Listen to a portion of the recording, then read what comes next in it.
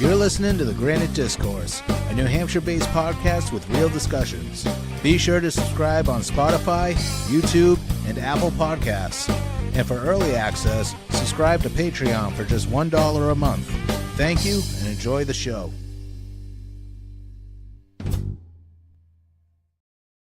Welcome to day 2 of the 2026 Liberty Forum here in Concord, New Hampshire, hosted by the Free State Project.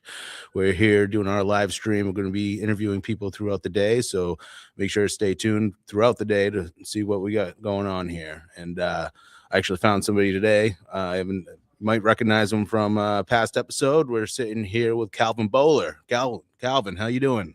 Hey, I'm doing pretty good. Really happy to be here. So, what brings you to the Free State Forum, Liberty Forum? So Liberty Forum. So fun fact, the first time I first attended Liberty Forum was all the way back in 2015. So I've been coming to these pretty regularly. There's always a really, really good cross-section of people who are interested in the ideas of liberty and the ideas of freedom.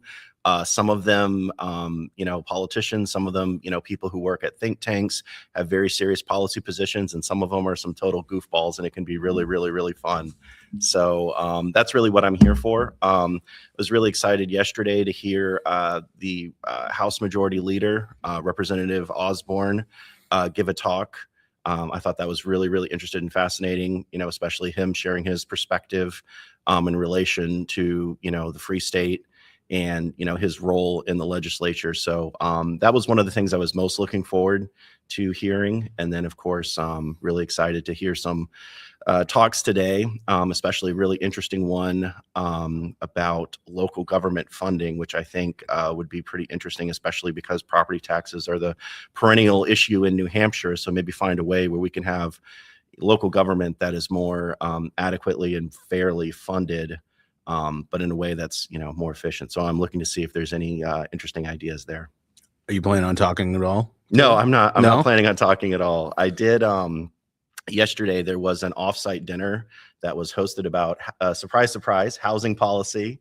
And I will talk about housing policy until I am blue in the face, because it is my number one issue. And it's number one issue with voters right now. So had a really great offsite talk about housing policy. So that was fun. So you're a state representative. What do we got coming this year? What do we got coming this year? Well, so next week we're going to have, looks like a back-to-back legislative session. So Wednesday and Thursday. Normally we've been meeting about once a week. We've gotten, maybe a couple things last minute piling up on the calendar that we need to act on due to House rules. We tried to extend our deadline by about a week. By doing a rule suspension in the House. Unfortunately, that became a partisan vote and Democrats voted against it. So we're going to have to try to get everything done in 2 days next week. So expect to see a whole lot of bills get acted on. I can tell you in the Housing Committee, there are a lot of bills that sought to repeal and undo reforms that we passed last year. Those all came out of committee ITL, which is inexpedient to legislate. So quite a few of those are on the consent calendar. So hopefully they stay there. And hopefully some of those bad ideas get killed next week. So I'm looking forward to seeing a lot of bad stuff die and maybe a couple good things get through. I heard there's 200 bills that we're acting on next week. It's something like that. So something like that. There's about 1,000 bills that were filed by the House just this year. So not last year, just this year. Yeah. So we're getting through those. And then once we're through that, we're going to have crossover and, of course, have bills come over from the Senate. So I talked to Senator Keith Murphy. He was on a panel about housing policy here at Liberty Forum. He was talking about some of the bills that we're going to be crossing over to make it a little easier to build, including one related to minimum road frontage in order to build. I guess there's situations where you could have 40 acres, but because of the length of your driveway, you could only build one house or something like that. So you might need, I think everyone would be okay if, if you have 40 acres, maybe you can fit more than one house on there. I think that's entirely reasonable. I don't think the government should be that restrictive with property development. Mm-hmm. So all the Liberty Forums you've been to, what year do you think was your favorite? What year was my favorite? Oh man. There was a year where Edward Snowden was participated in Liberty Forum. He obviously wasn't here in person because he would have been immediately, thrown in a jail cell. But he participated remotely, and that was pretty cool. That was pretty. I want to say that was like 2016 or something like that. That was one of the when that was still very, very much in the news, and he was kind of waking people up to the level of, unchecked, unaccountable government surveillance, and really saying, hey, the federal government is doing things which are not constitutional. The federal government is spying on you. The federal government, is creating this, this information and this system of gathering intelligence on the American people that frankly can be used in very, very, very scary ways. It's obviously, I mean, if we want to, find and catch someone who's planning a terror attack, that's great. That's, what do we pay our taxes for? Stuff like that, to protect our lives, our liberty, our property. But when government takes these tools, and there's such a strong temptation because power corrupts people, when they take these tools and use it on the American people, that's really something that we should be very, very cognizant of, and it's something that we really need to guard against. And Edward Snowden, I think, really woke up a lot of people to what the threats are from the surveillance state to us, and I think we need to go back and remember that. So I thought it was just really cool that Liberty Forum was able to get him. I understand he used to be like a Ron Paul guy back in the day, so I mean, there's another tally for, oh well, somebody was a Ron Paul guy, now they're involved in Liberty. So so I've seen some people that have been walking through here, and I guess some of them are visiting from other states because they're considering the move to New Hampshire because of the Free State Project. Now, you lived in Texas before, right? Is the Free State Project, was that the driving factor for you to move to New Hampshire? Was that what got you involved, got you interested in moving to New Hampshire? I think we did talk about that when we met before. And what advice would you give to people watching either this podcast or any of the other streams or interviews that are coming out of Liberty Forum and that are interested in the move to New Hampshire because they want more liberty? What advice would you have for them?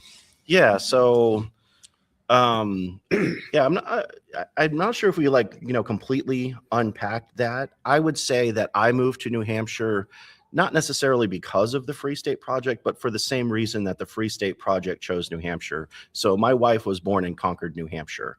My dad's side of the family, they're from northern New England. So I've always, had a connection to the region. And then, through my wife's family, always had a connection to New Hampshire. So after we graduated college, we were thinking, where do we want to raise a family? And I can tell you, when I was in college, I was a very, very, very passionate advocate for liberty. Me and my wife, our second date was at the Cato Institute. I used to go to Reason Magazine's office parties when they had office parties in DuPont Circle. So I was always very, very interested in the ideas of liberty. And like I said, I was a big Ron Paul person. I saw Ron Paul speak on campus, when I was in college in 2008, saw him again in 2012. So I'd always been involved in liberty. So, even when I was in Texas, I was participating in liberty things. But my wife, she does not like hot weather. She does not like paying sales tax. And of course, she wanted to be close, to the grandparents and stuff like that. So we ended up moving to New Hampshire. But I told my wife, I said, look, if I'm not going to live in Texas, the only other place I could conceive of living would be New Hampshire. And honestly, it's been one of the greatest decisions I've ever made. And actually, when I go to Texas now, I'm a little annoyed by the things that Texas has that are just, paying sales tax, or they have these 30-06, 30-07 gun-free zone signs all over the place. And, just other things about it where I'm like, Texas is good, but New Hampshire, I mean, when it comes to freedom, is better. So really, this is not hyperbole. I believe that New Hampshire is the freest state in the United States. And I believe the United States is the freest country in the entire world. And what I'm interested in, especially in politics, is keeping it that way. And not only keeping it that way, but doubling down on the thing that made New Hampshire great, made New Hampshire the live free or die state. So the Free State Project didn't come to New Hampshire for no reason. It came to New Hampshire because New Hampshire was already the closest in the culture, in the values that the participants in the Free State Project have. So regardless of whether you're a participant in the Free State Project or not, if you believe in freedom, you should come to New Hampshire. You should move here if you are, willing to, make that adjustment and maybe even sacrifice. I mean, think about what our ancestors did for liberty. And I don't care what your background is, whether you're white, black, whatever.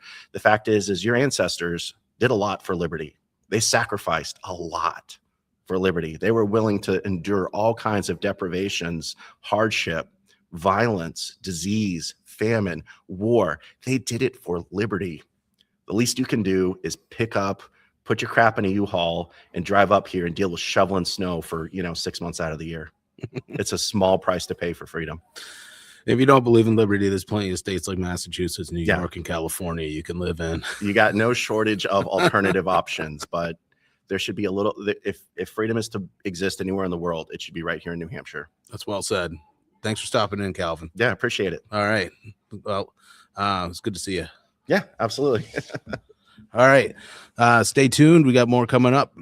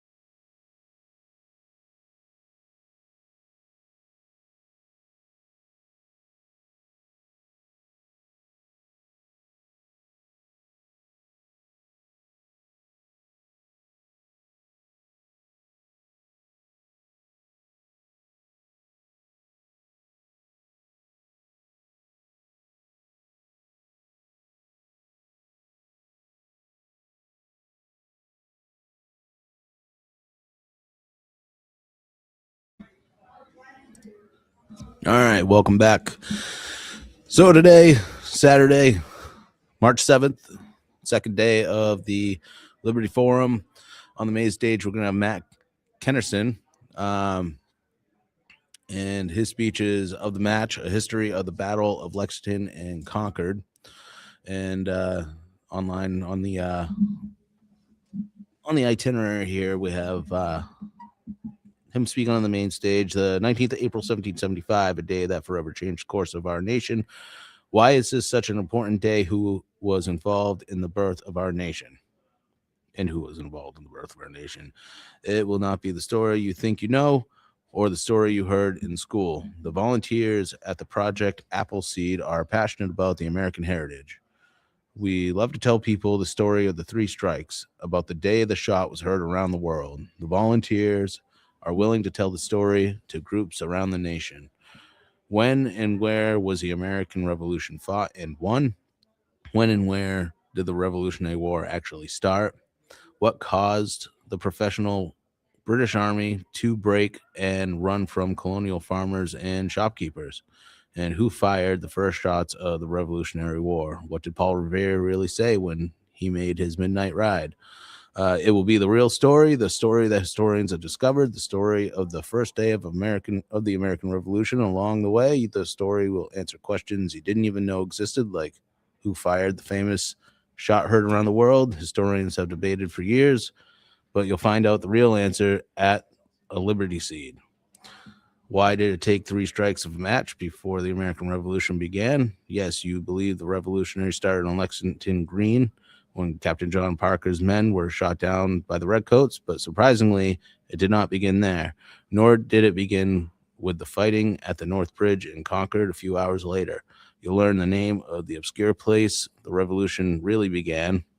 Why were some local peasants able to break the British line at Concord's North Bridge in less than 2 minutes? Some of the original historical research suggests why, and the answer, unlike the answer to most historical questions, is one word: at a Liberty Seed. You'll find out what that one word is. You'll be surprised by how much is known of that first day of the American Revolution, a day that some believe is the most important day in American history. And that's Matt Kennerson, three strikes of match. So that'll be on the main stage today. We'll be right back, and stay tuned.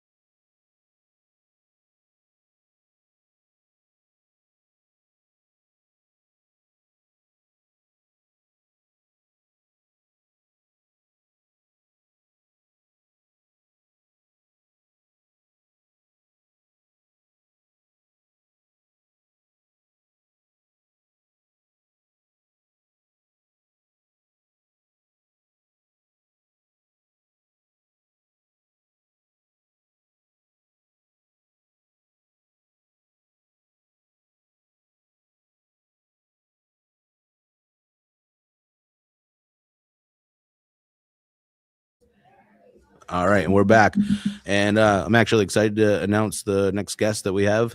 This is somebody that I've been watching on X for quite some time, and she's got her own podcast, the Liberty Lobbyist. We have Melissa Blasek. Melissa, thanks for joining. Yeah, thanks. I'm glad we finally got to meet. Yes. Yeah, and right here in Concord is more convenient for me. Perfect. So, what brings you to the Liberty Forum? I was here to do a panel on free market healthcare solutions. So that was really great. My organization, I run, I'm the executive director of Rebuild NH, and that is one of our topics that we cover is legislation on free market healthcare. So we've been working on a bill for years. Unfortunately, it's just a continued process, but to make direct payment and membership-based clinics. Oh, nice. Yeah. Yeah. And how's that coming? Well, I suspect it will once again get through the House on Wednesday. And then the Senate is the issue, right? Where good bills go to die. Yeah, they are very much I hate to say bought, but they are a little bit bought by the medical establishment in New Hampshire. And obviously this isn't good for business if you are breaking government created monopolies, right? And that's what we have is government. I always say our healthcare system is like venture socialism. It's like the worst of both sides. And we have all these monopoly systems and they don't want their monopolies to go away. Yeah. And how'd the panel go? It was great. Who Yeah. else were you on the panel with? There was a direct payment primary care doctor and Ian Hewitt, who is a lawyer and lobbyist for Cornerstone. Okay. Mm-hmm. And you were a state rep at one point too. Yes. What year did you serve? What years did you serve? Oh, I was somebody who got totally enraged during COVID and decided I was just going to like throw my whole life away and go run for office. Literally, I was in the middle of the filing period in June of 2020, and I got talked into running for state rep. So I was in for the 2021-22 term. Yes. And what was like, from that point on, like what did you accomplish from there in the state house? I was always like, listen, if I'm a one-term rep, I'm a one-term rep. I don't care. I am here to charge into battle first, guns blazing to deal with the COVID thing. And we were quite effective that term. Year one, I helped organize a group of people to hold the budget hostage for several demands. And so the demands were to end the COVID state of emergency, which at the time, only the governor could really do, to have a reversal and forgiveness of all COVID fines and charges, and have meaningful state of emergency reform so that what occurred during the COVID pandemic could never happen again. And we did pretty much accomplish all of that. So you think we're safe from that ever happening? I think it would be very difficult it would be impossible for a governor to ever have another year. It was over a year long. I think it ended up being 14 months, a 14-month long state of emergency. Mm-hmm. And the problem with a state of emergency is that governors have very broad authority to pretty much do whatever they want and to act like a king if they want. I mean, it's interesting because Governor Sununu, when COVID first started, actually told his Republican legislators that, man, this power in the wrong hands could be terrifying and we should probably change this. Then he kind of changed his mind and his tune a little bit. I think he took it as an attack that we were trying to take away this power from him when it really wasn't a personal attack. But yeah, I think we the length would never be the same, and we've given the legislature the ability to cancel and override orders. Mm-hmm. So I can tell you, like, let's say the law was the way it was now when he created like the mask mandate in, what was that, November? It was right after the election, like November 2020. If that happened again, like a Republican legislature definitely would have voted to overturn something like that. So yeah. So on the Liberty lobbyists, you give updates on what's going on in the legislature. Mm-hmm. How do you think New Hampshire's looking right now? I think this is a really great term because we have a meaningful Republican majority, and so we've gotten a lot accomplished. Yeah, no, I think it's going to be a good year. My big goals for this year are, we have a bill that's already passed the House. It's in the Senate to put a lot of roadblocks in the way of school-based health clinics. Yep. It would basically functionally end school-based health clinics because there would be no financial incentive for third parties to contract to create them. And for those in your audience who don't know what a school-based health clinic is, it's not like a vaccine clinic of old, like where the school nurse like rolls in the vaccines once a year or whatever. No. These are full-scale clinics. They can be all the way up to even having minor surgical capabilities, prescription capabilities, and they're completely run by third parties, but they're in the room next to your child's classroom. That's insane. It's wild, absolutely wild. I had no idea that this existed until New Hampshire is actually the last state in the country to get school-based health clinics. So we have them. We have like 4. They're minimal at the moment where they're only mental health services. However, I did just read an article that one of them is considering adding birth control services. And fun fact, federal law, Title 10, says that a child over the age of 12 can get birth control access without parental consent. So while we have parental consent laws in New Hampshire, as far, and it would apply to these school-based health clinics, it would not apply to birth control services. And so, yes, your child does have the right to access that, but they have limited access, right? Like a 12-year-old can't drive themselves off to a doctor's office. They do get sent to school every day. Yeah. Right. So this is like unfettered access. So when I first realized that what was going on, I found a case in Maine, which is wild and terrifying. A child in Maine was given 3 different forms of hormonal birth control at the same time by her school-based health clinic. Parents were never informed. They don't have to be, according to federal law. But then, because the child whacked out on this hormonal cocktail, because that's not even medically advised, she goes off to the mental health clinic at the school and gets prescribed Zoloft. Now, they did break the law by prescribing her Zoloft without parental consent, so there's a lawsuit going on there. Oh, really? Yeah. That's crazy. Mm-hmm. And then when the father found out, withdraws her from school because he's like, well, this isn't safe anymore. They called CPS on him. Really? Yep. So does he have custody of his kid? Yes. They basically held them hostage for like 4 hours, interrogating the entire family separately. But yes, it's wild. So we have a bill, HB 360, that would make it illegal to have prescribing capabilities or surgical capabilities on school grounds. And yes, they do surgeries because this child had an IUD put in. Wow. In school.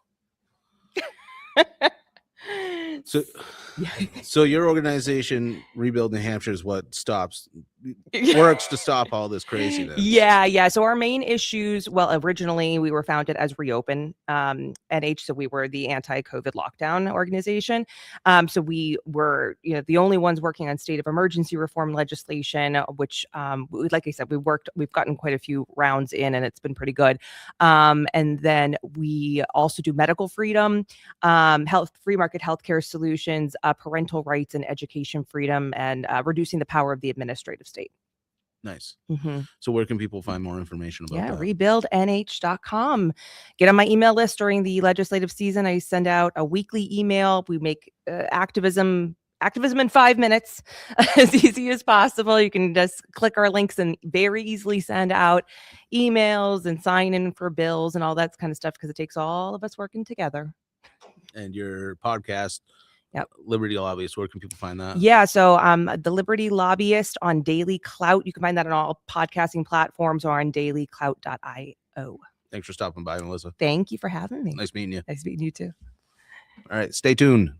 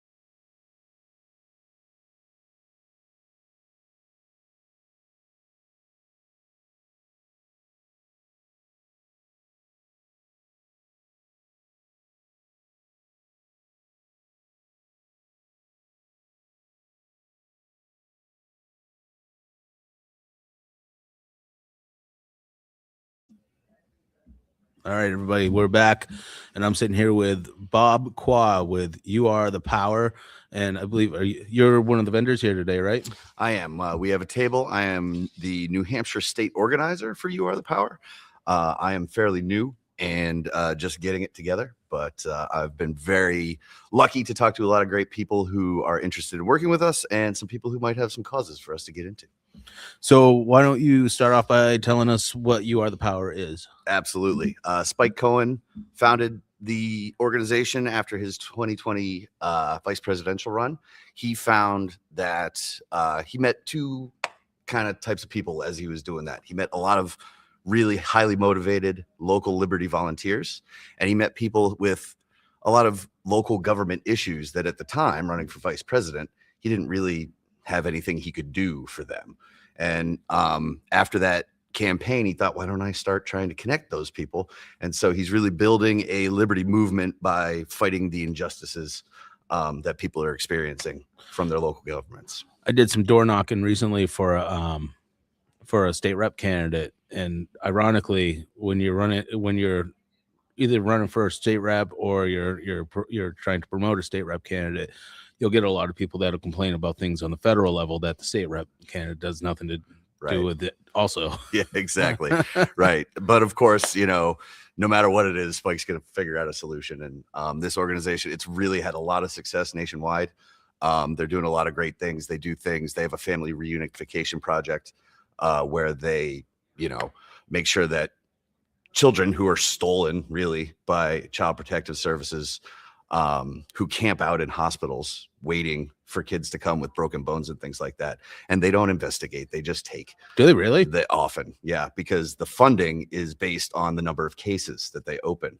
Oh, The federal funding for those departments comes from that. I never knew that. Yeah. So they open a lot of cases and they do not care. So there are a lot of stories of kids coming in with rare, genetic disorders, diseases. And so they have bruises or breaks and things like that.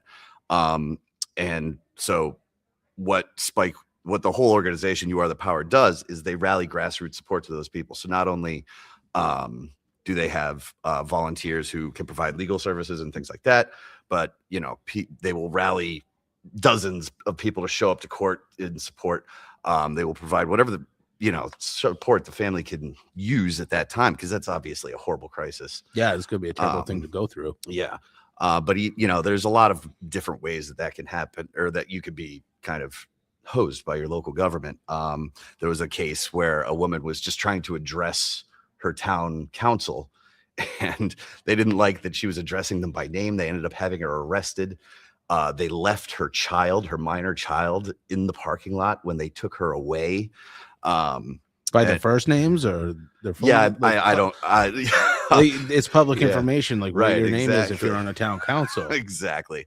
But the end result of that, and Spike tells this story really good. After everybody has consumed all of your podcast and visited your sponsors, I would recommend they check out Tom Wood's number 2690, because Spike tells the whole story of You Are the Power, and he's a lot more persuasive and charismatic than I am. So I would send all your listeners there.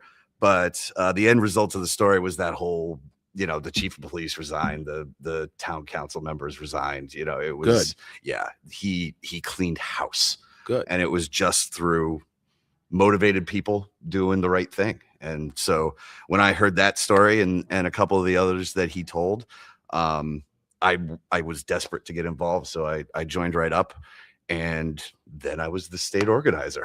So you're located in New Hampshire? I am located in New Hampshire. I am right now organizing just myself, but this has been a really good resource for me to not only find people who can join me in this cause, but also, like I said, some things to sink our teeth into. Do you have annual meetings or? As far as You Are the Power? Yeah. Not all the communication so far has been virtual. Okay. The regional organizer for New England and the Northeast is actually he's in New Hampshire as well. So I've met him, but most of the communication is online. Have you done events in New Hampshire? This is my first one. This is your first one. Are you planning any in the future? I hope to do quite a few, but I don't have anything lined up right now. Okay. And how do people get a hold of you? I would recommend everybody just visit youarethepower.net. Okay. On there, the first button you see is join us. And once you do that, you will be routed to kind of your local organizers or your state organizer. So if you're in New Hampshire, I will get your contact information that way.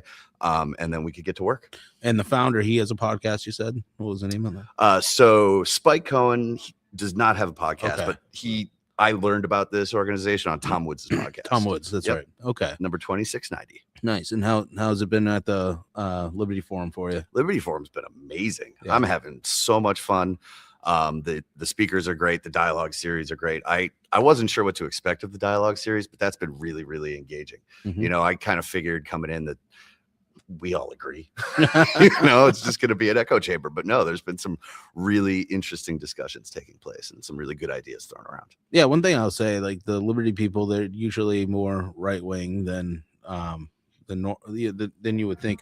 The other side on the left, like the left wingers, I would say usually agree or don't tend to disagree about things. There's not much discourse going on. People on the right tend to have their own minds about things. They'll have disagreements, but they can still have conversations about them. Yeah. And that's Yeah. what's big about it. Yeah, And- I think that's true. And you know, our type of folks, these Liberty folks, you know, it starts with principles, and so you have to do a lot of thinking about that. And when you can sort of test those thoughts with other people who think the same way, it's really interesting. And it's been an enlightening weekend. So I'm having a great time. Good. Well, Bob, thanks for coming to sit down and talk about your Yeah, organization. thanks for having me. I really appreciate it. Nice meeting you. Nice meeting you too. Thank you. We'll be right back.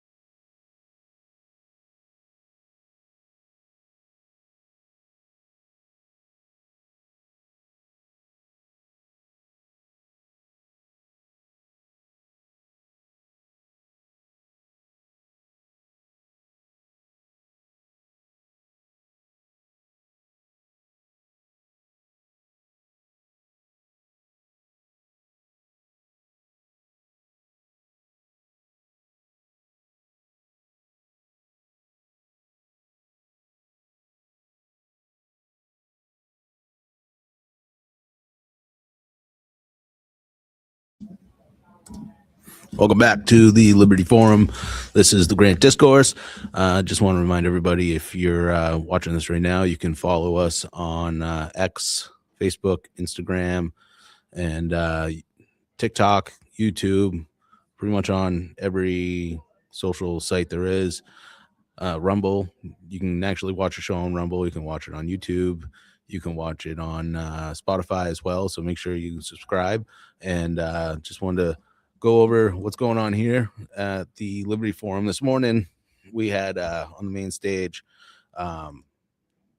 Dr. Michael Campy, and his speech was Fire the Middleman, rebuilding the direct doctor-patient relationship. And he's native of Portland, Maine. He's a graduate of Traverse High School. He earned a degree from the College of Holy Cross in Worcester, Mass. And Tufts University of Medicine in Boston. He completed his internship and residency at the Naval Hospital in Pensacola, Florida. After having served in the U.S. Navy for 7 years, he attained the rank of lieutenant commander prior to his honorable discharge and returned to his home state to take over the practice of his father, Louis Campy, MD, upon his retirement. And being frustrated with what he saw as a dysfunctional health care finance system in 2013, he took what many considered a very radical step when his practice opted out of third-party payments, including commercial insurance, Medicare, and Medicaid.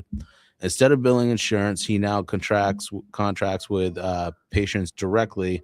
He is an advocate of direct primary care model, which is gaining in popularity with doctors and patients alike across the country. This novel approach to healthcare garnered the attention of local and regional television and radio shows, and he's been featured on Fox News Channel shows such as Huckabee and Fox and Friends, Fox Business Channel, Varney and Company, as well as CNN. That's Dr. Michael Campy, and he was on the main stage today. I believe that was at 9:00. So that seems to be a new idea that people are we need to get people to learn about more. I think a lot of people agree that our healthcare system is not doing too well.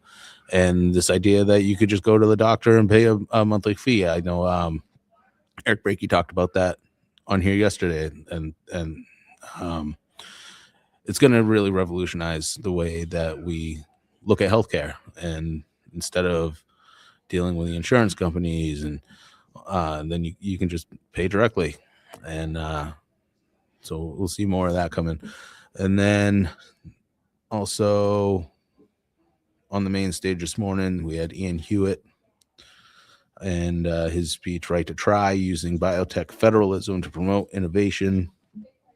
And Ian is a New Hampshire-based attorney and litigator specializing in religious liberty, constitutional law, issues affecting religious organizations in the intersection of law and technology, including biotechnical and blockchain. He's a board member of the New Hampshire Blockchain Council and also advocates for policies such as Right to Try framework that expands access to experimental therapies. And as an associate director and head of litigation at Cornerstone, a Christian advocacy group representing over 100 churches in New Hampshire, Hewitt has led lobbying efforts that resulted in the passage of several New Hampshire laws on constitutional rights. He holds a JD from Washington and Lee University School of Law and has published academic articles of law on religion and politics. So quite a few people, a lot of different minds here at Liberty Forum, which is what's so great about it. You get a lot of different perspectives and a lot of different ideas, and that's the whole point. We're promoting liberty here. So, all right, I will be right back with you in a moment.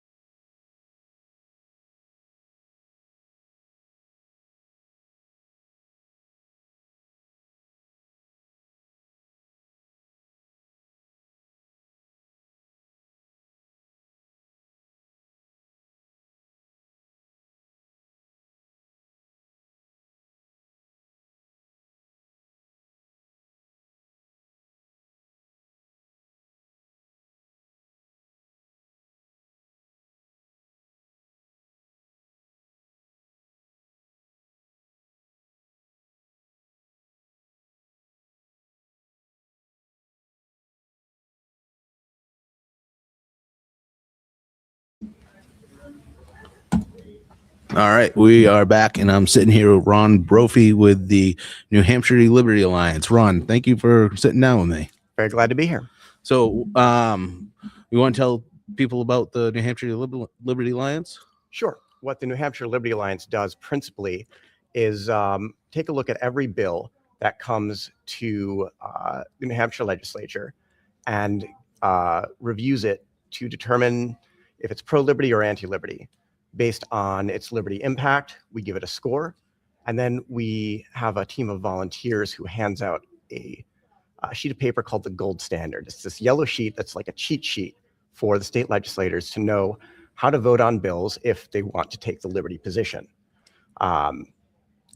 The voting records of the state reps get tallied at the end of the legislative session, and every year we publish our grading for all the legislators. So every legislator will get a letter grade.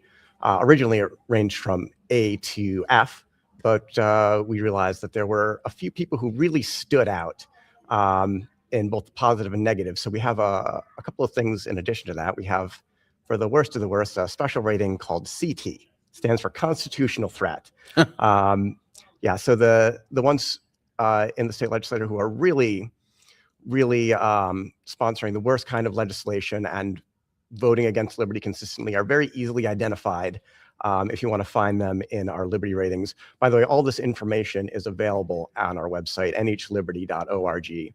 And there we publish the gold standard, so you can see what's coming up in the House presently and what recommendations we're making to legislators. And you can go and see how your representatives have been scored in years past.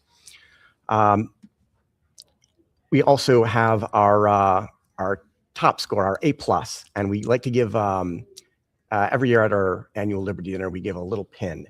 So the legislators have a little star with an A+ on it if they've scored an A+ from the NHLA, and that allows pro-liberty people in the state legislature to easily identify one another, so they can build coalitions to advance liberty bills. When was the New Hampshire Liberty Alliance formed? It was in 2003. Yeah, so we're 22 years old now. Nice. And how much influence have you grown to in the State House? Well, I mean, it's really been very remarkable. I got involved after I moved to New Hampshire. What was it? 2009 I moved, and very quickly, actually was at Liberty Forum where I found out about the NHLA, and the Liberty Alliance has long had a visible presence here at Liberty Forum. The thing that really stood out to me about it was it's just a really easy way to get involved very quickly. Anyone can kind of jump in and start reviewing bills. There's so many ways to help out and volunteer, and the influence that it's had over the legislature over the years is just, I mean, it's remarkable. When I moved here, there were, I think, half a dozen people, Liberty people in the state legislature. Now there is a group, this is separate from us, but it's an indication of how pro-liberty the legislature has become. The Liberty Caucus is now, I believe, 97 members. So, I mean, if you consider a 400-person House and then the Senate as well, to have 97 people, it is the single largest and most influential political force in New Hampshire State House today. And I mean, it really speaks to the hard work, dedication, and commitment that people have had over the past couple of decades to help advance liberty. Yeah, it seems like organizations like yours have helped New Hampshire from becoming a state like Massachusetts or Maine. Oh, absolutely. Yeah. I remember one of the very early victories that really sold me on the importance of the NHLA was, you know, we like to hang our hat on the fact that New Hampshire is like the only state where you're not required to wear a seatbelt as an adult. Yeah. Well, that very nearly changed. It was about 15 years ago. A bill was going to sneak through that was going to change that. And it was pro-liberty people who caught that. And, you know, the NHLA was like, hey, we need to not let this one sneak by. So it got pulled and got defeated, and we still enjoy that freedom here in New Hampshire today. I think I remember that. Didn't the federal government have some funding attached to that? So if you pass, if New Hampshire passed that bill, we would have had some federal funds come in. So it was basically a Yes, yeah, and that's why most states are very resistant to having any change to the seatbelt law, because I mean, so many intrusions on freedom stay around because there's this hook from the federal government. It's like, oh, you want those federal funds? Well, you've got to do it this way. But that's one that I'm very happy to say that we've stood firm on. How many people work in your organization? So we have a 7-member board of directors. That's our sort of core team. I myself am the membership director.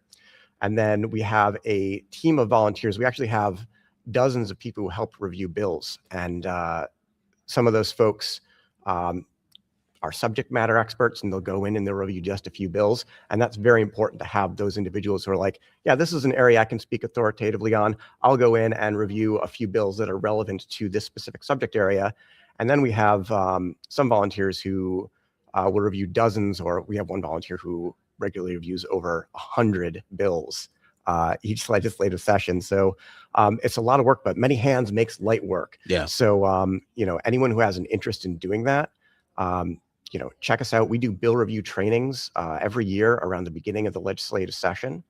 We also train in other things too. So if reviewing your bills isn't your thing, we have training on testimony. So if you want to go to the State House and speak your mind and have your voice heard, we train people on how to do that effectively. So you can go in, you can know what to expect, and you can know how to convey your message in an effective way. Nice. Well, that's good for people to know. And where can they find more information out? The best place to go is our website, nhliberty.org. And of course, if you have an interest in membership, you can reach out to me. My email address is membership@nhliberty.org. All right. Thank you. I appreciate you stopping by. Very happy to be here. Thanks for having me.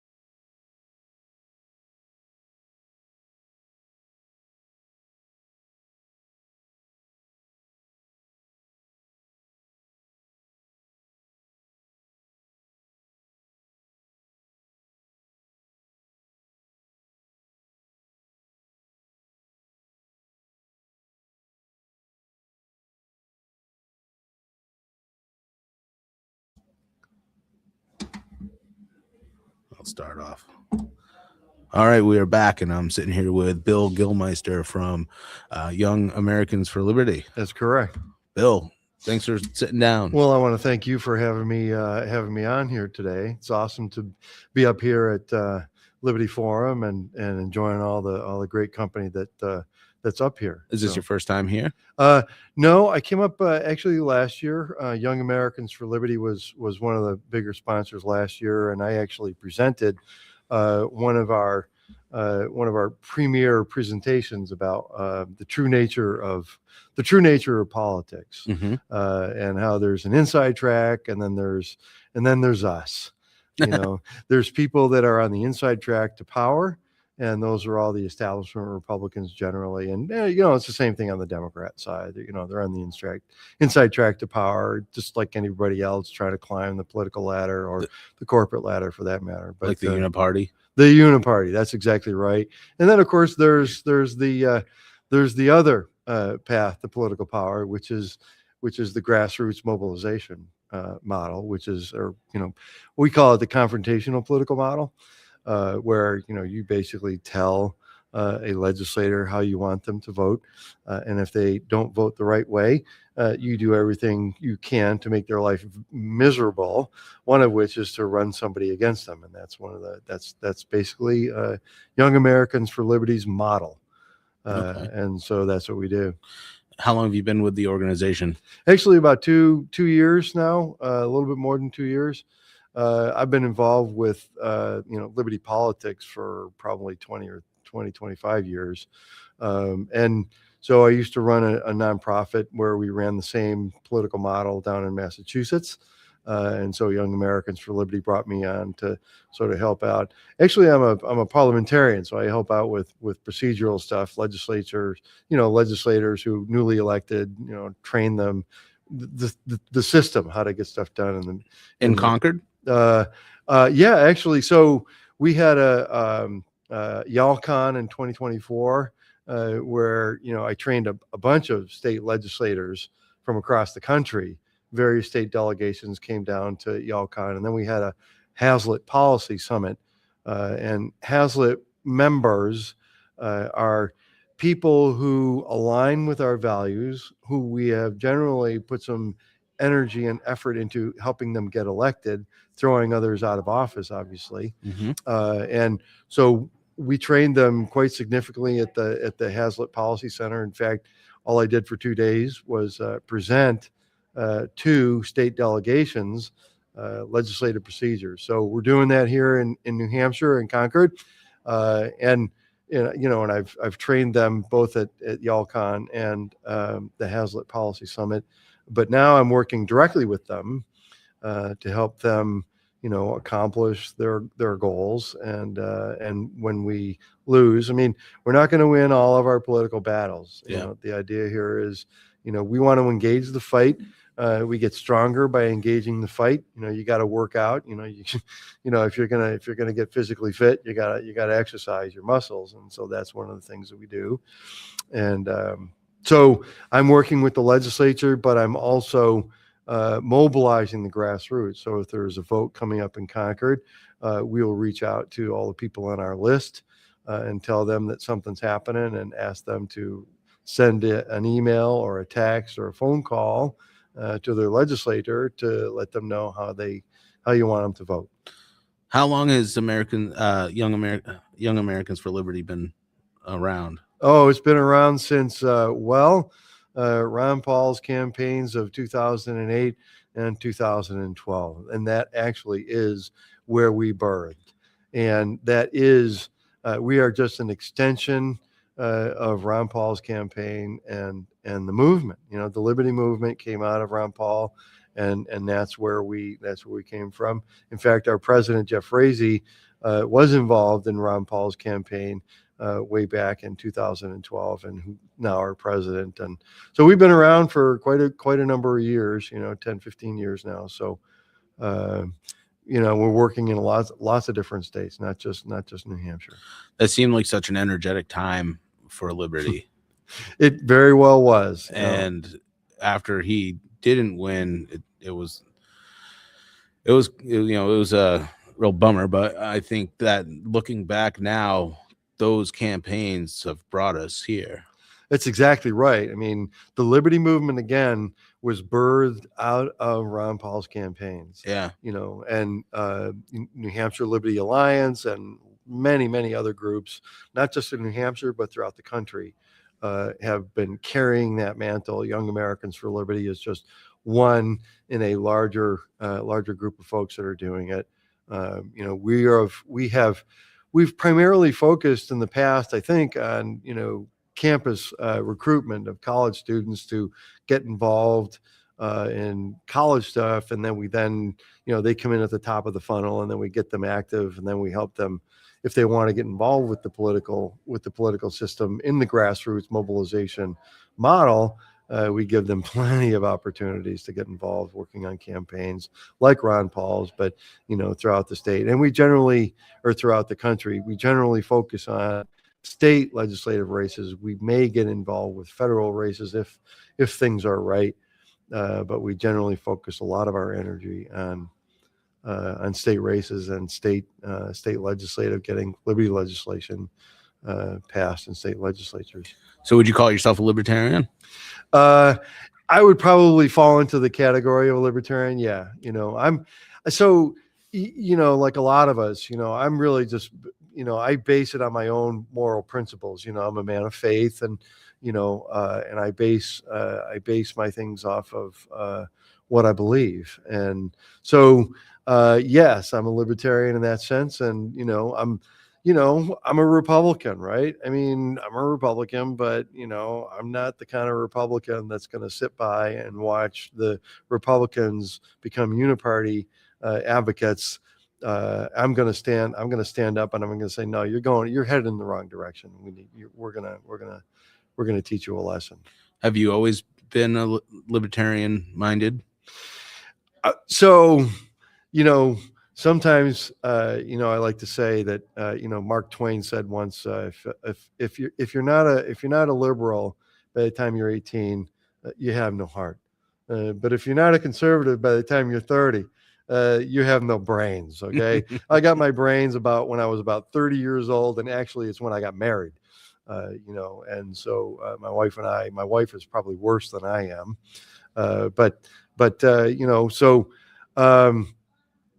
Yeah, I've been doing this I've actually been politically active for probably 40 years, because of course I was active when I was in college, although I was on the opposite side of the aisle. And then of course I got my brains when I was 30, and now I'm on this side. So that since the time I had kids is about the time that I really started getting involved, because I started looking at the education system and seeing what they were doing. And I just wasn't about to allow it. I served as a school committee member. I'm from Massachusetts. We call school boards school committees there. And so I served on my school committee for 15 years, directing, a lot of stuff. The school district that I was on was one of the first districts, probably the only district in Massachusetts that rejected Common Core standards back in 2010.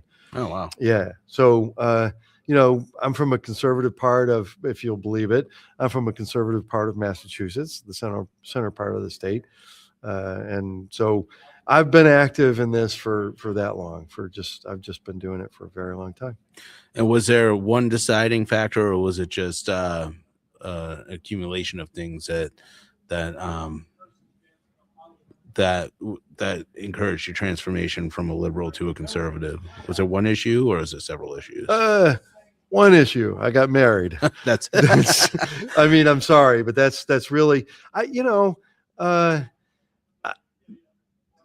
was pro-life, so that would probably be one thing. But really it was, I got married, you start having kids, and you start realizing what the education system is doing. Yeah. I'd say that would be the issue that probably propelled me the most outside of my marriage, would be education and what we're doing with public education, which I think we just need to abolish it. It's just a horrible system of indoctrination, and it's just horrible what teachers are doing.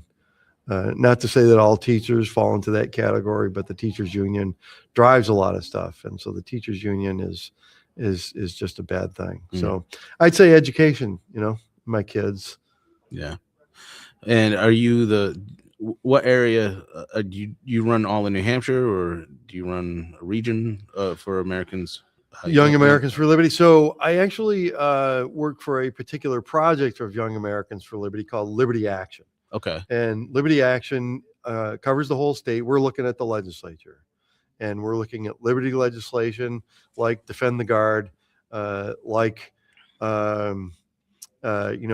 repealing vaccine mandates is another bill that we've been pushing, and it's failed, I think, or it's close to it. But those are the things that I'm doing, working with legislators, as a coalition, legislators, liberty-minded legislators, help get liberty legislation passed through not only working with the inside people, the folks that are Hazlitt Coalition members, but also mobilizing New Hampshire citizens to communicate with their legislators how they want to vote, liberty-minded generally. But we're not just looking at liberty-minded. We're looking at just voters. Come on, wake up. There's some really bad stuff going on, and there's some really good stuff that we can get done. So get involved and talk to your legislators and tell them that you want liberty-minded stuff, legislation passed. So that's the whole state, and that's what I do. Is Young Americans for Liberty in all 50 states? We have tiers of states. So we have top tier states, tier 1 states. New Hampshire is one of them. Wyoming, South Carolina, Texas, Florida, Kentucky. There's a handful of others. North Dakota, South Dakota, Idaho is another place where we're very active. Those are tier 1 states. And then we have tier 2 states that are, maybe Pennsylvania falls into that category. They're not thoroughly, most of our tier 1 states are just controlled by Republicans. But you and I both know that just because they're Republicans, that doesn't mean that they're liberty legislators. And so, our job really in those tier 1 states is to, move the Overton box to liberty. And through our liberty legislators and Hazlitt Coalition members, that's what we're doing, not only in New Hampshire, but we're doing it in Wyoming. And I mentioned Wyoming specifically because, believe it or not, last year, Young Americans for Liberty, Liberty Action, had me working in Wyoming, although it was all virtual. I was doing it from home in Massachusetts, but just working with liberty legislators out there virtually and virtual meetings and things like that. So we are making some great progress in a lot of tier 1 states. So how can young people get involved? Well, they can go and visit our website and sign up for our newsletter. And there is a UNH University of New Hampshire chapter of Young Americans for Liberty. Actually, the newly elected president is Alexander Fenton. He's at University of New Hampshire. Elliot Booton is also an individual, but you would want to go to Young Americans for Liberty, yaliberty.org, and you will be able to sign up there. All right, sounds good. Bill, Awesome. Thanks for sitting down. Thank you very much Nice for the meeting you. time. Nice to meet you too. All right, everybody, stay tuned.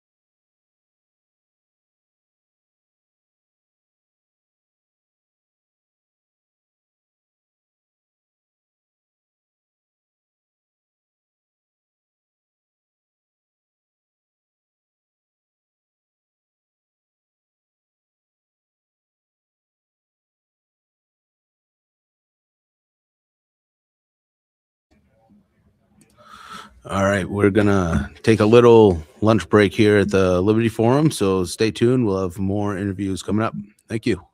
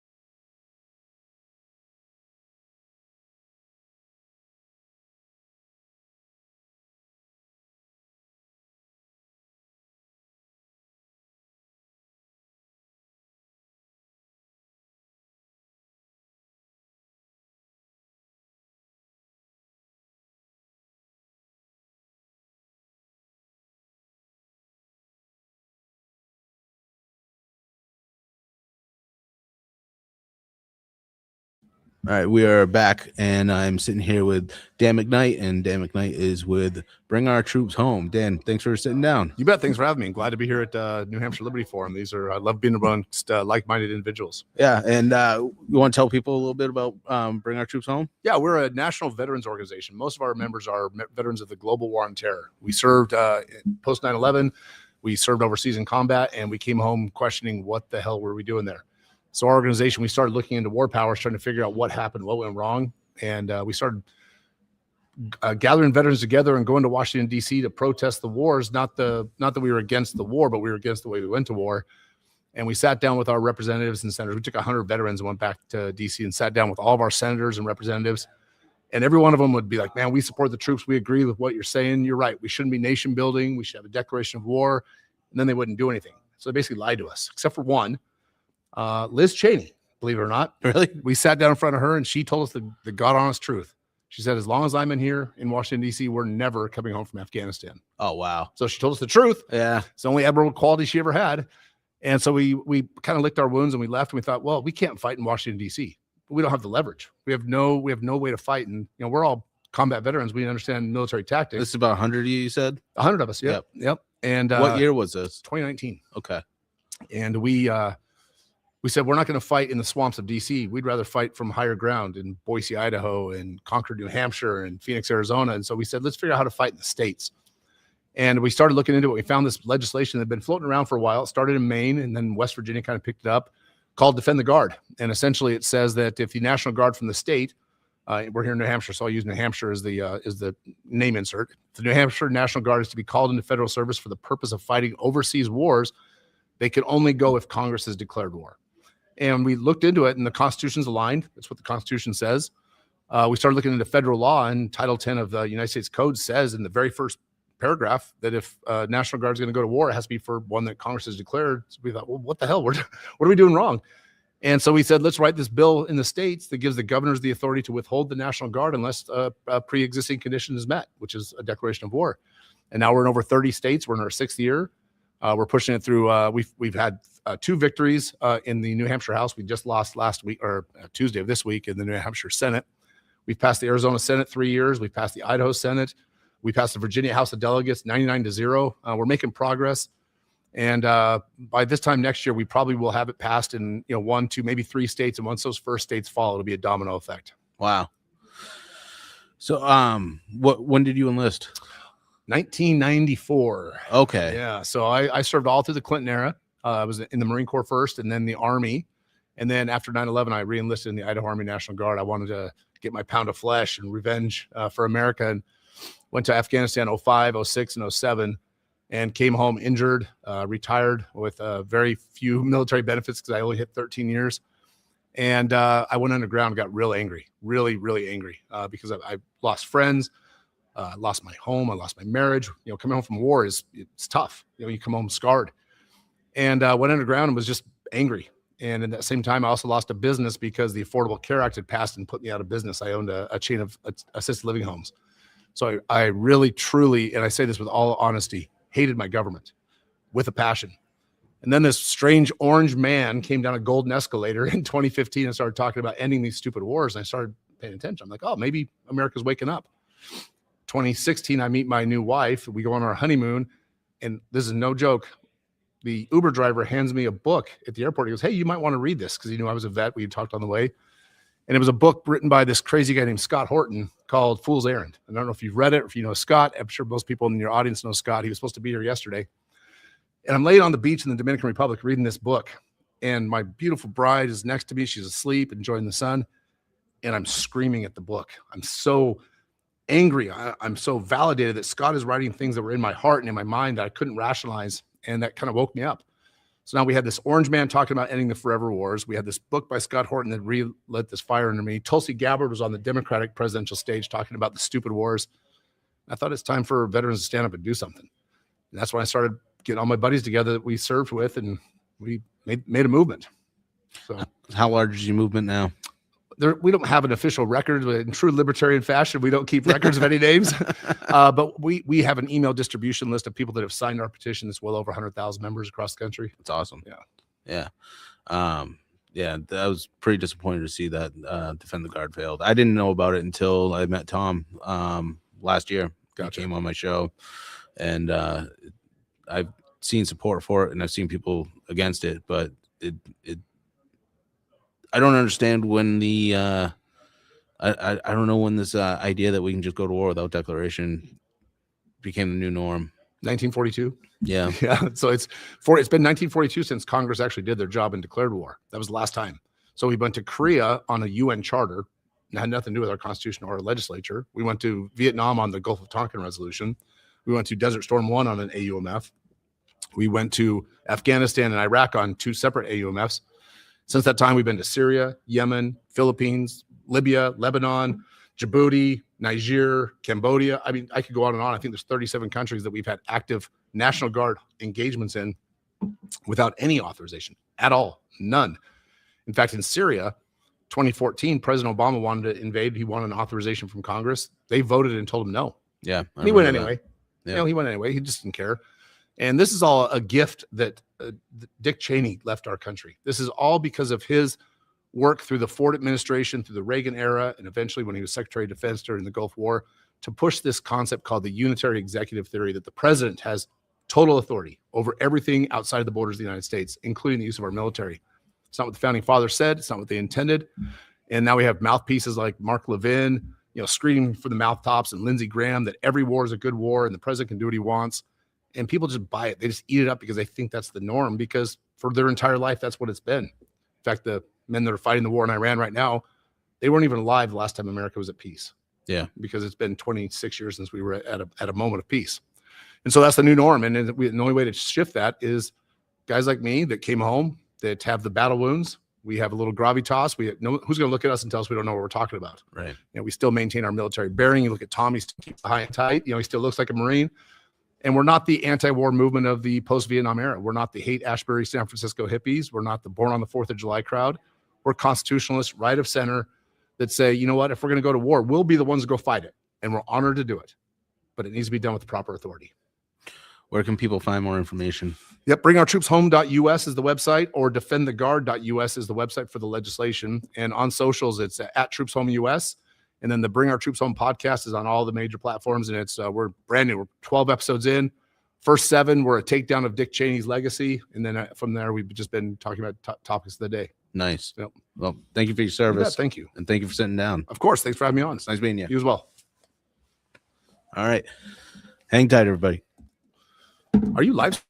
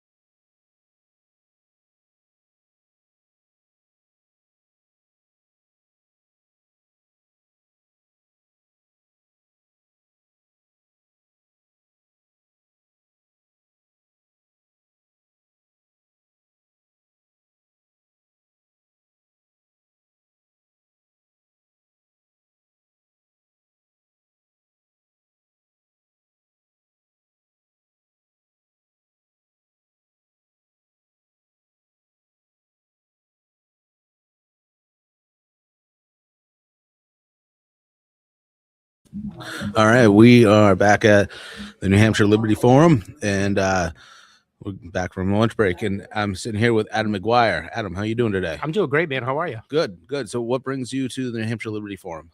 Well, I moved to New Hampshire a year ago in November from the beautiful state of Maine. Lived on the coast of Booth Bay Harbor, and I now am on 35 acres up in the North Country with my wife and 2 children, and we're living our best life, man. Nice. And you're speaking here today, or? Yes, I'm speaking here. The topic is things that you need to know before you move to New Hampshire. And I'm putting together a product called the Porky Plan, which is a written, formalized plan that allows people to make the decision to move. They get a year's worth of concierge level service to someone who'll actually sit down with them, ask them specific questions, get to know them, get to know their family a little bit, and then we can help them make decisions about what's the best area for them to move. Should they be looking at the Lakes region? Should they be looking at Keene? Should they be, are they a Manchester kind of guy, or should they come up to the North Country and hang out with me? So, and what is it that you do for a living? So I'm a registered investment advisor. I've been a financial advisor for 28 years now. And my firm is called Northwoods Wealth Management. You can find us at northwoodswmnh.com. And a series of things that I do through my company. And I have an office here in New Hampshire, and I have one in Maine. So what are the things that you're talking about on that panel today? Can you go into depth about it? Yeah, sure. So there are certain things that are happening right now, and I think everybody, when they look at, when they open up their X feed and they look and they see what's going on with Iran, if you take that and you add things like the amount of protests that we have seen over the last few years, you have Black Lives Matter and the violence that certain cities have had to deal with because of that. You have Antifa. And now you have the ICE protests. The number of protests are growing, and they're not growing, the way that, Occupy Wall Street was, where people just sat and had a big sit-in. And these are more violent. And our country is moving more towards that level of a revolutionary flavor. And there are things that, people should be aware of, where they live, what their resources are, because if things, do end up getting to a situation where there's some things getting out of control, there's certain places that, you don't want to be in. Mm-hmm. So these are things that, some people have concerns about.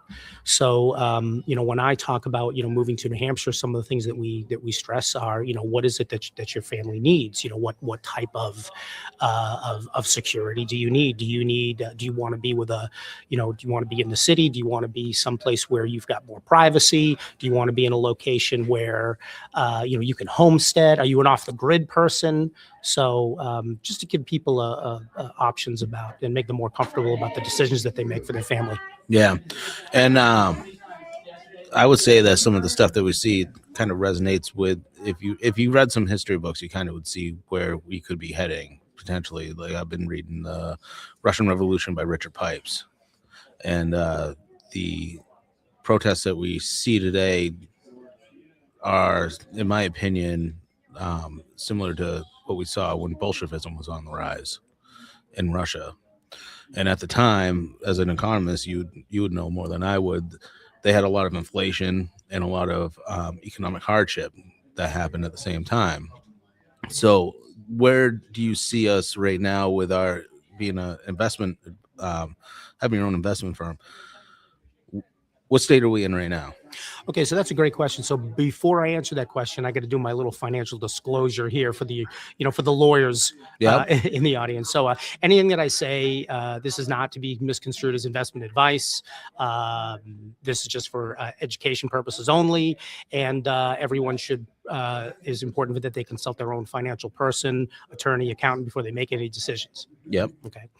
So that being said, there are two major things that we as a country could potentially see in the coming years.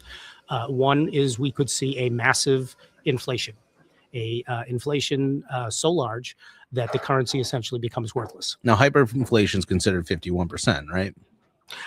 So depending upon which economist you read, yes. Okay. And we had 8% just a couple of years ago, but that's year over year inflation. Correct, right. And so when people they misunderstand the media when the media says, hey, inflation went down this quarter, that doesn't mean that prices go down. Right. That just means that we go from 2.9% to 2.7%. We still have inflation. We just have a very slight decrease. So when I run my investment models, one of the things that we look at is the rate of GDP and the rate of inflation. And then we add to that, what's the Fed doing? What's the Fed government policy? So, for example, if you have growth increasing and you have inflation decreasing, you have what I call in my four-season model spring or quad one. Now, in spring, other advisors might call that Goldilocks. You have growth going up, inflation going down. So there are certain investments that you don't want to own in that environment. Okay. So if inflation is going down, one of the investments that you don't want to own is you don't want to own energy, because energy and oil is essentially the biggest part of inflation. So if you have oil prices going down, you don't want to invest in energy companies. But if you invest in an S&P 500 fund, well, then you're owning all of that part of the market that you don't necessarily need. Okay. Now, what are we seeing now? Well, we're seeing inflation go higher because oil prices are going higher because of the war in Iran. So oil goes up, gas goes up, and everything that needs to be transported goes up. And who are the people that get hurt the most by that are the people that are on the lower part of that economic spectrum that have a harder time dealing with those costs. They don't have as much disposable income. The disposable income is questionable. So they're going to get hit the worst. And when that segment of society gets hit the worst with things like inflation, with gas prices, things can get a little bit you have instabilities, what you end up getting. Yeah. So the opposite is that is also true. So when you have inflation decreasing, you don't want to own those energy companies because it's part of your portfolio that's going to underperform. So those are the type of things that I take into consideration when I build a portfolio for people. And so, when you build a portfolio, what kind of people are coming to you? Like, you seem like a more of an Austrian economist. Would you consider yourself that, or? So I consider myself, when it comes to investing, I consider myself a realist.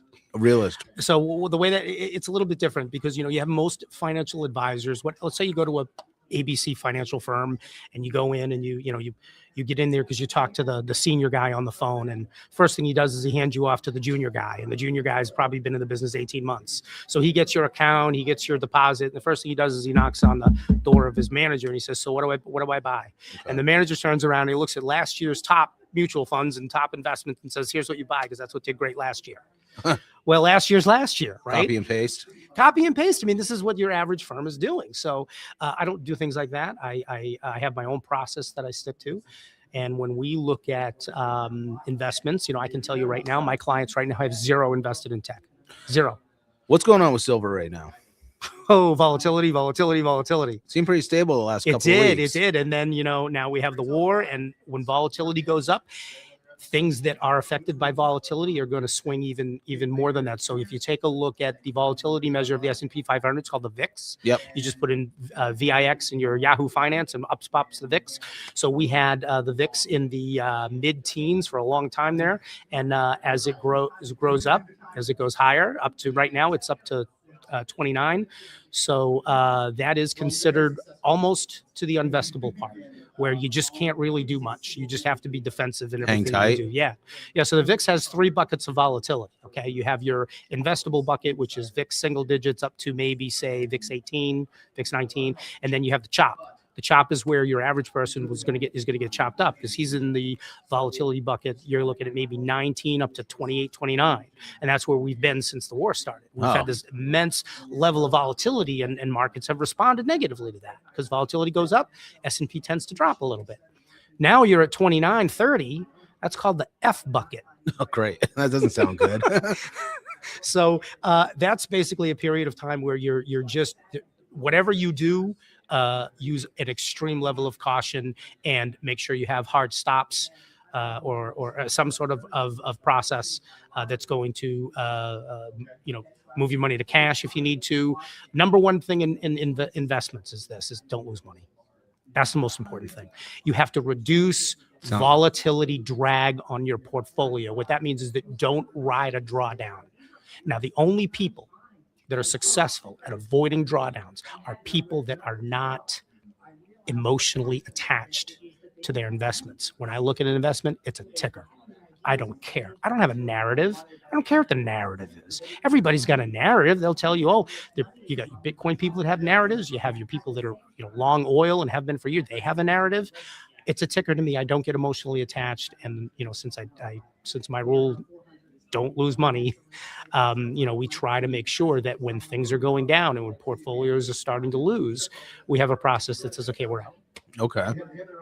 Yeah, I was watching CBS News. I was telling Tom Manning this yesterday, and they were talking about the war in Iran, and they were telling people to fill up their gas tanks and to invest in the stock market, invest in their retirement, fill up your gas tanks, invest in your retirement, and you'll probably be okay.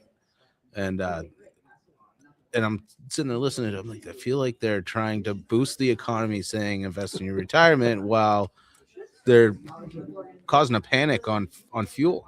Right.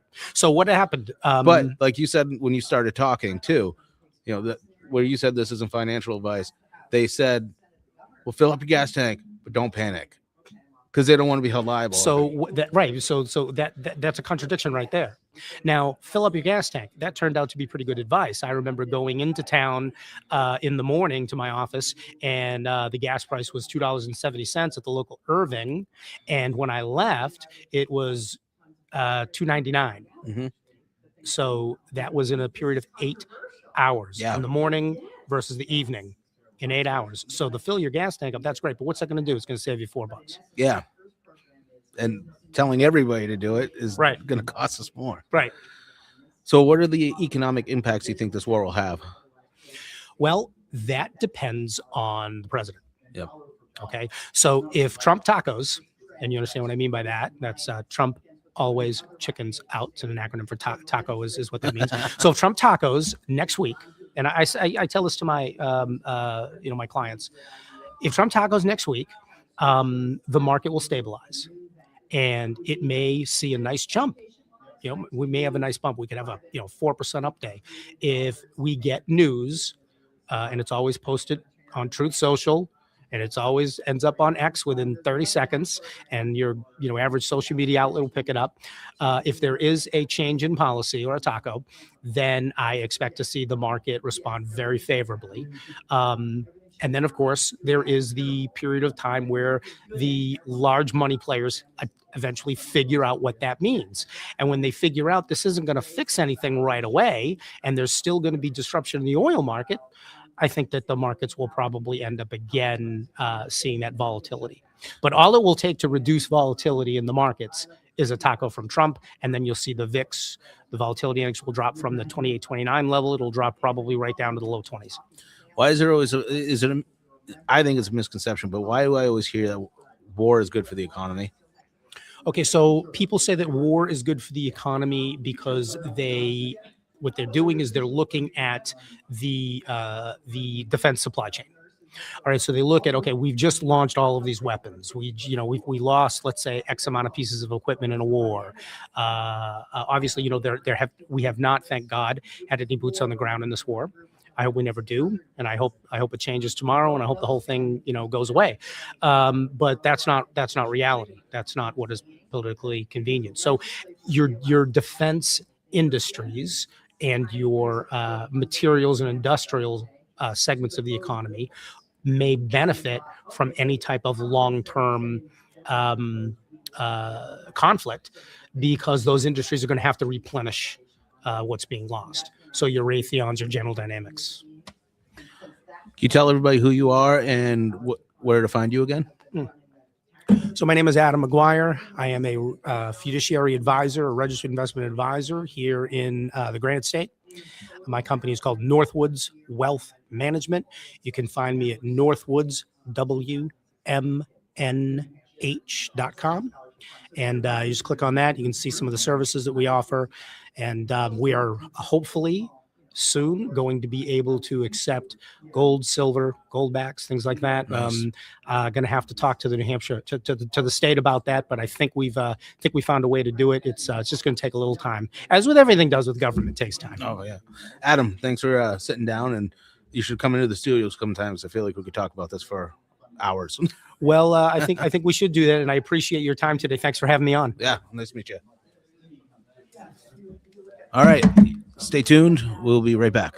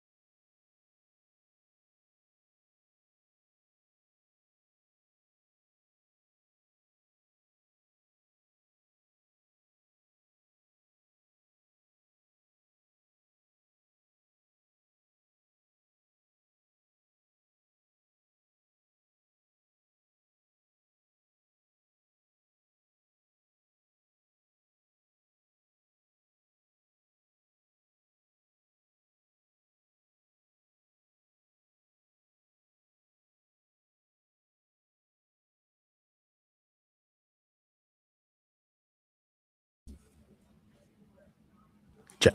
All right, we are back at the 2026 Liberty Forum, and I'm here with Magdalene Rose, and you're the comms director for the Free State Project. Yes, I am. So you're one of the people that puts all this together.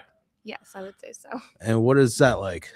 It's good. We have a really big and wide liberty movement, so things are not one side or the other. We're having people with all different portions of ideology and liberty here, especially people in Bitcoin or local politics. And I think Liberty Forum is a thing that brings people together in a true big tent within the liberty movement. And how long have you been working with the Free State Project for? A little over a year. Okay. And are you a libertarian at heart? Yeah, I'm definitely in the liberty sector. And I think what's good is you can have conservative libertarians, liberal libertarians, people in the middle. And especially when it comes to crypto and things, you need to have those people united to advance legislation. And that's one of the things that Liberty Forum is so important for. And you said you started out in podcasting? Yep.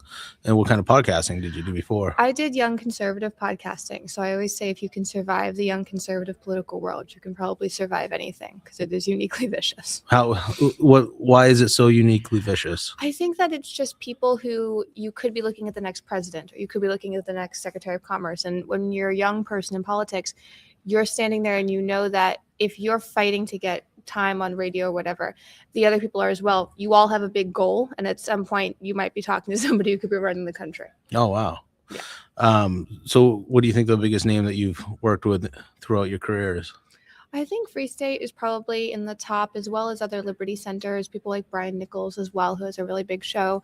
And what's good about libertarians is I think they give a lot of room to young voices. So when I reached out to Eric Brakey years ago to have him on my show, and they're always willing to engage and discuss, even more so than Republicans and Democrats are. And that's why they attract a lot of young talent early on. So is that how you got pulled into the Free State Project? I spoke with Eric Brakey when he took over, and I wanted to know what he was going to do with it. And he's built a great team here with assistance from the board. And that's something that's important, is having people who maybe are not like liberty lobbyists or things, people who come from different areas who can provide that behind the scenes assistance. So are you a New Hampshire resident? Yep, I've lived here for about a year now. Okay. And where'd you come from? I came from Nashville. I was there for a little while for work. And I think that being in New Hampshire is interesting because the Free Staters really are a part of every facet of things. People think it's just politics or something, but you can go to restaurants that Free Staters run. You can engage in community events. So it really is an all-encompassing organization. And there's a lot of them that are involved in like homesteading, that type of thing. Very,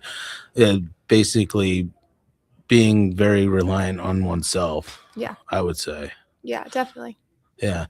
What's your favorite part of New Hampshire so far?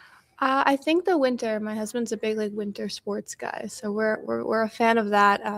But I think even more than that, it is a state that feels like a small town in a lot of ways. Yes, it's very big, and there's different areas of it in terms of rural and non-rural.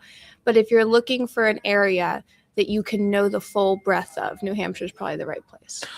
I enjoy going to Concord and being around the State House in that area because it feels like there's a real New Hampshire's a libertarian state, I think, for the most part. That's why you've seen liberty grow so much, where we've gone from like staunch old school conservatism to now the more liberty-minded Republicans are kind of taking hold. Some people like it, some people don't, but I think that is for the best. But the mindset, like if you go down to Boston and you can go down to you can go see where Sam Adams is buried and the Boston Tea Party massacre victims, and you can walk the Liberty Trail and go to all these old sites where the country was born and these ideas of liberty were pretty much birthed. And you don't really feel that atmosphere as much down there because I think that politically that area has kind of been lost to left-wing ideologies. But in New Hampshire, you go to Concord, you can go tour the State House. You can go right into like the governor's office and check things out. Like you can see the history, and it really speaks as to what kind of. It really speaks to the atmosphere of liberty in this state. Yeah. It's a feeling that you don't get in other other areas where they used to be. Yeah, I think that's definitely true. And that's why it's so dangerous to erase history. And I think that period of time, maybe 5 to 6 years ago, where the left really wanted to erase every facet of history, the good and the bad, and just the indifferent, that was something New Hampshire and Free Staters especially really resisted, because you can have bad moments in history, but if you forget them, then you're going to repeat them again in some other form. It may adapt to be in the modern setting. But the American history we have here, that's why we talk about things like Pine Tree Riot Day. We talk about other things like that. And what I found to be really interesting is our videos about that, where our executive director or others speak specifically about it, they do really well. People crave knowledge, and especially historical context. And that's something I think FSP has really been pushing recently, to showcase historical knowledge and ideas of what New Hampshire is built on, so that it doesn't fade away. So as a comms director, what other work do you do for them? So we do social media, pretty much the bookings, everything in that realm, amplifying the message. Some of the coverage you'll see here at Liberty Forum, or some of our social posts. And it's really just making sure that every idea that we're nurturing, that we're pushing out, someone online is seeing, because that's the next step. You can't keep things in the small bubble that you want attention to. And I think the other part of that that's important is that we don't try to chase trends. So we don't hop on a TikTok trend, for example, but we do utilize all the mediums of social media to get our messaging out. Well, I think you've done a good job sharing this show and trying to get the reach out there as much as possible with this live stream. So I want to thank you for the work that you've done. And I want to thank you for inviting me to come here and cover this. Yeah, definitely. We've had great feedback. People are really enjoying all the live discussions and the coverage of Liberty Forum. Awesome. Thank you, Magdalene. Thank you. All right. We'll be back.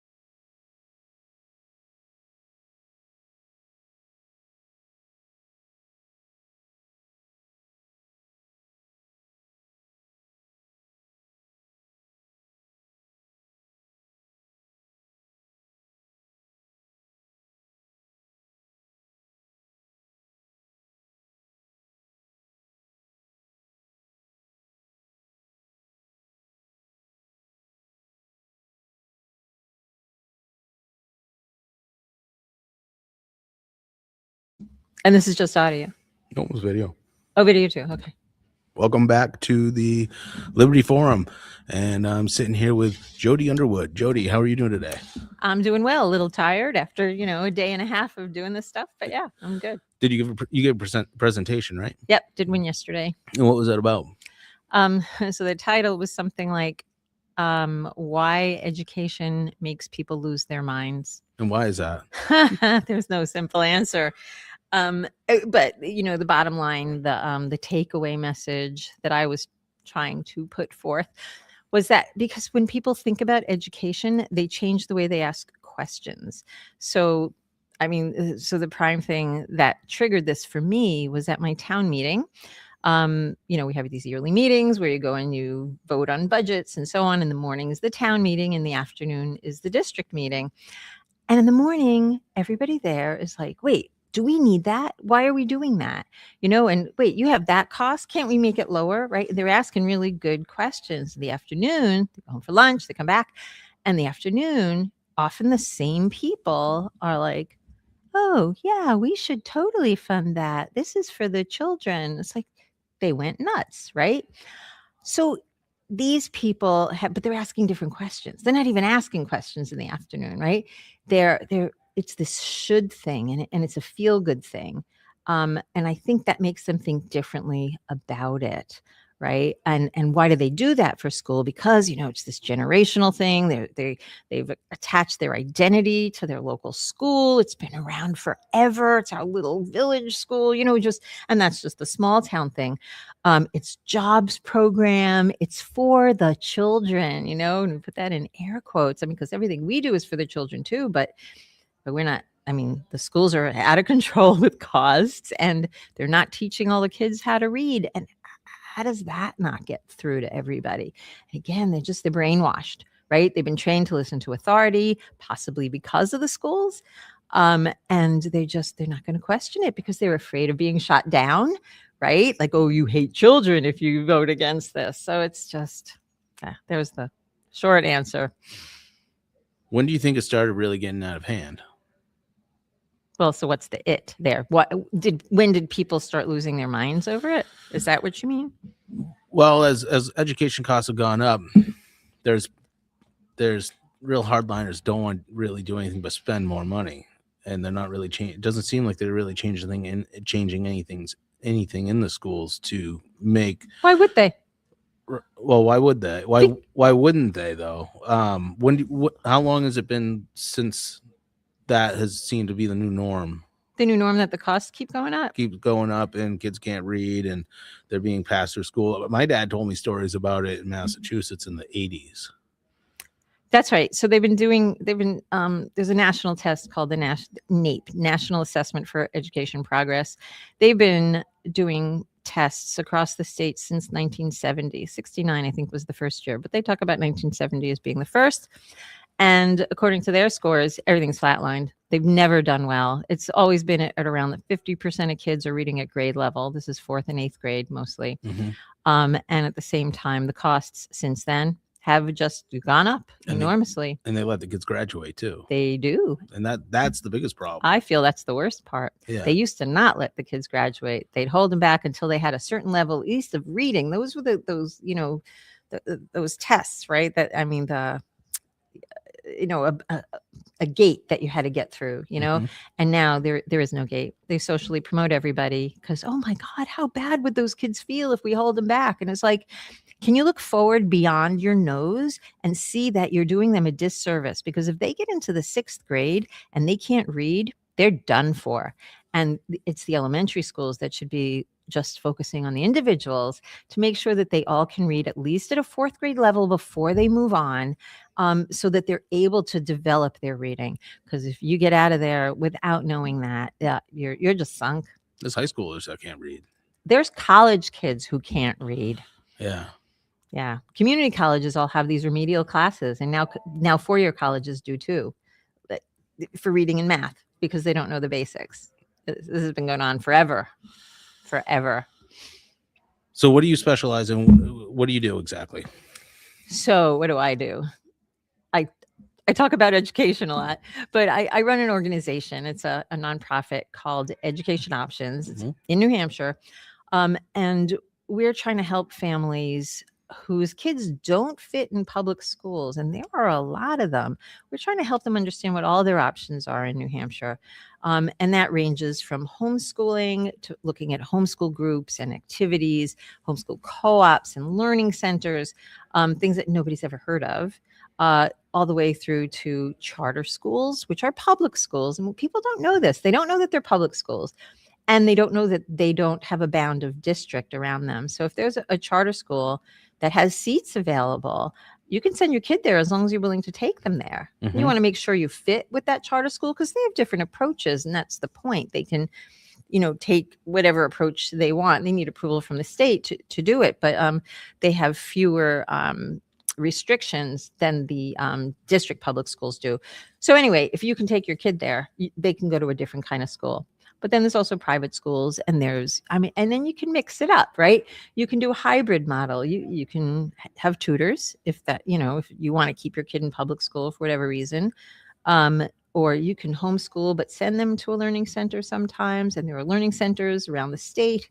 They exist more and more. They're growing. Since COVID, there's been a proliferation of learning centers and micro schools. Of all the options available, what have you seen the highest success rate? I know every kid's different, but what would you say is the best model for educating a child? There is no the best model because every kid is different. And parents, everything has to fit. I personally think the best approach is homeschooling. And that doesn't mean sitting your kid at the kitchen table for 8 hours a day and having them do academics, right? Most homeschoolers spend hour and a half or 2 doing, reading and math. And then the rest of the day is spent working on stuff they want to work on, figuring out what their interests are, what their proclivities are, what their abilities are. Because sometimes things you're good at, you don't even realize you're good at, right? And that's where the parents come in and they can help guide them to good directions. They can even go to school part-time if there's like a daycare problem and you need to, drop them off somewhere. If you're homeschooling, you can't do that full-time in a public school, but there's lots of different options. You can take classes though. And if you're an independent homeschooler, you can do that for free. But if you're an EFA student, somebody who's taking education freedom accounts, then there's some question about whether they can do that for free. But there are options at that level. Nice. And where can people find information out about your organization? Right. Education Options is EDOPT, EDOPT.org. And we have a map in there, an interactive map with filters. So you can zoom into your town and check the things you're looking for. We actually just released a live chatbot, what we're calling it the EdUp Navigator, where you can actually ask it questions. Like, I have a kid who doesn't fit into her high school. What are my options? And it'll ask you questions and get you to really good places. Honestly, with my interactions with it, I feel like it knows more than I do, which is just amazing. It has all of the state achievement data in there. It has our whole website. We have over 1,000 education providers in there, plus information about it. And it knows all the RSAs too, like what can I do in a certain situation, and it just does the search and it gets it, which is way quicker than me doing it. And if you're not satisfied with that, you can talk to people. There's a contact me kind of thing and a set up an appointment thing too. And I do that with many people where they just come to me. How many families do you think you've helped so far? Oh, goodness. I have no idea how to judge that, to tell you the truth, because I'm there like from the front end and I don't know, how it ends up, right? I've pointed people in directions where it clicks with them. And I'm just like, I know that's going to be a success, Nice. whether it's homeschooling or charter schools.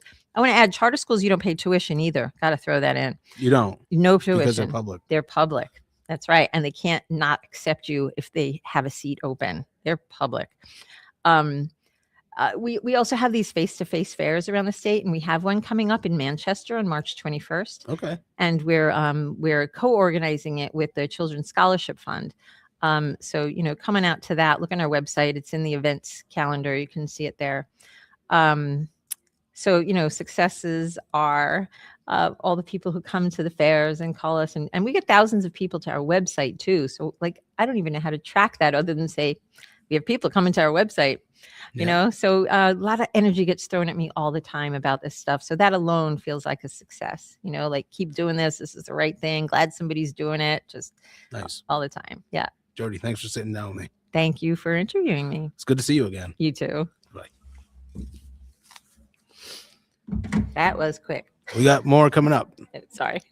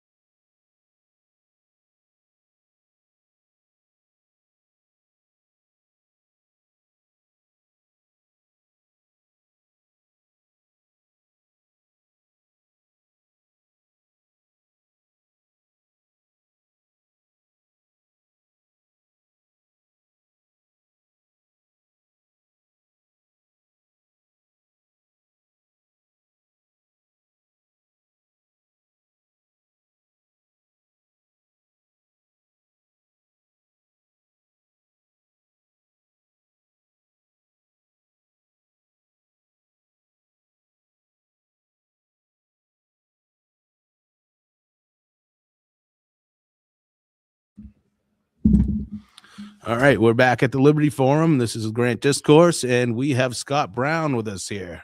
Scott, Hey, how you doing? good. How's the race going? I'm enjoying it. Yeah. I'm having fun. We raised good money, raised 1.2 million the first quarter. We're fully funded. If I didn't raise another dollar, we would still do well. We're fully staffed up, and I'm doing it the New Hampshire way. Hey, you gotta vote for Scott Brown. Well, I gotta meet him 3 or 4 more times. Well, I think I've met you 3 times now. Yeah. Well, I'm asking for your vote then. How? I'm not kidding. I know you are. I know you Because listen, this is. Yeah, I know. Yeah, President endorsed John. I get it. SLF, NRSC, and they're pressuring me every day to get out. Why? Why are they pressuring me to get out? Who is? NRSC, the SLF, the people in DC, AFP. Mm-hmm. You get out, get out. Why? Why? Don't. We are the first in the nation primary state. Don't the people of New Hampshire deserve to have 2 former U.S. senators who live in the same town 4 miles from each other, who to actually talk about the issues and make their case to the American and New Hampshire citizens? It's not a good trend to set to just have people be a candidate. Anointed. Yeah. The dynasty, the Sununu Shaheen dynasty. Yeah, I agree. That's why I'm running. It makes us look kind of like the Democrats if we were to do that. Yeah. That's how we got Kamala. Right? Yeah, the Clintons. I'm done with the Clintons, the Bushes, the Sheens. I'm done. Yeah. I'm done. So give people an idea of your background. Born at the Portsmouth Naval Shipyard. My dad was at Pease in the Air Force. My mom was in Portsmouth. They got married. They had me. We lived in Portsmouth for the first 3 years of my life. My parents got divorced. I moved to Wakefield, Mass. with my grandparents because my mom didn't have a college or education, no support system, so they were it. Had a wonderful career, but my family goes back to 1717. I'm a 9th generation son of the American Revolution out of Newington, New Hampshire. Been a property owner taxpayer since 1990 in Rye. My mom, sister, everyone, they're either buried or living here. My granddaughters are here. They were born here. My daughters. So, when we talk about, oh, he's a carpetbagger, well, people who are free staters, I hope they take it as an insult as well, because many of them are not from New Hampshire. They came here for a different life and a different reason because of the overreach of the federal government, the overreach of state and local governments, to create something different. And we have that in common. I don't like federal overreach. I don't like overregulation. I don't like overtaxation. I believe in our rights and freedoms. As I said, I didn't say this, but my mom and dad were married and divorced 4 times each. Tremendous amount of violence in my family. I'm a sexual assault survivor, a domestic abuse survivor, drinking, driving, and stealing when I was 12. And if it wasn't for a good judge and a teacher and a coach, I'd be in jail or dead. So when people say Scott Brown doesn't want people on welfare to get welfare, that's not true. Because my mom was on welfare. He doesn't want SNAP programs. He doesn't want. Yeah, I got those big blocks of cheese and the powdered milk. So I am a Scott Brown Republican. I've never voted for a tax increase. I'm running because I feel that we're going in a different direction that I think is good. I think if the Democrats take over all branches of government, then they stack the Supreme Court. They make Puerto Rico, DC states have more senators and congressmen, and then they'll start to chip away at our rights, as seen when we had COVID, where Governor Sununu made tons of executive orders, arrested people, that sort of thing. I don't want that. When you're traveling the state, what are some of the concerns you're hearing about from people? Yeah, a lot of it is the kitchen table issues. Mhm. High cost of this, high cost of that. And prior to what happened recently with Iran, I paid $2.28 at BJ's for a gallon of gas. Eggs are down to $1.88. Beef still needs to go down and other types of things, but there's progress. And you see by passing the legislation to stabilize the tax code, allowing for accelerated depreciation, no tax on tips, overtime, all that stuff, Social Security, it's creating opportunity for people to actually get a break. And our entire delegation voted against it. So the kitchen table issues are really at the forefront now, especially with this tough winter we've had. Home heating oil is creeping up again. I just got, for 100 gallons, I think it was $450 yesterday. Mm-hmm. And then obviously safety and security. making sure our cities and towns are safe. And thank God we're not a sanctuary city under Mayor Craig in Manchester.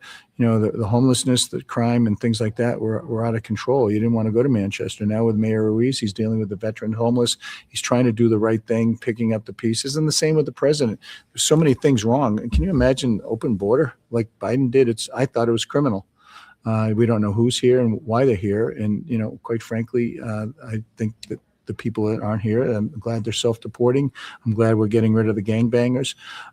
So they talk about that. They talk about fentanyl still coming in through our northern border. They talk about, you know, education freedom, the ability to teach and learn without the wokeness that's being pushed in our schools in certain districts within our state. What else is important? You know, just being left alone. You know, just leave me, my wife, my kids. You stay out of my bedroom, stay out of my wallet, and I'm good. That's me. Yeah. You know. With the big beautiful bill, for instance, that still came with a $2 trillion deficit. Yep. And I think our debt is probably one of our biggest threats. I think it's the number one threat. And inflation has come down, but we still have inflation, and we will always have inflation with a fiat currency. What do you have for ideas to eliminate the deficit and start paying off our debt? Well, I have this, just ironically. These are some of the things that help New Hampshire. And you say, yes, they came with a price tag. So the question is, based on our debt ceiling and other things that were coming into play, do you do nothing? I felt that by doing that, and here's my position, and it differs from the president, is that any monies that came in through tariffs, through energy independence and cranking up our energy, jobs, any type of taxes should go down to paying down the national debt. Mm-hmm. It shouldn't go to, no disrespect, to a credit card of some sort where people go spend more. I get that whole, you spend more, we'll get more. I think we need to take really very, very tough, I don't want to say draconian yet, but serious measures to deal with our national debt. It's not sexy. It's not a sexy topic when you tell people that kind of eyes glaze over, but I think it's probably the number one issue that can potentially affect our safety, security, and economic independence. Yeah. Could we have done what we did for taxes in the big beautiful bill without having a deficit? I don't know. Not being there, I didn't have that information to make that decision. And as I said in the meeting, the presentation I just made, I read the bills. I read everything. I'm a lawyer. I've been screwed a couple of times, but screw me once, you know, screw me twice, you know, it's not going to happen a third time. So I read the bills. I see how it affects our state, our country, our debt and deficit.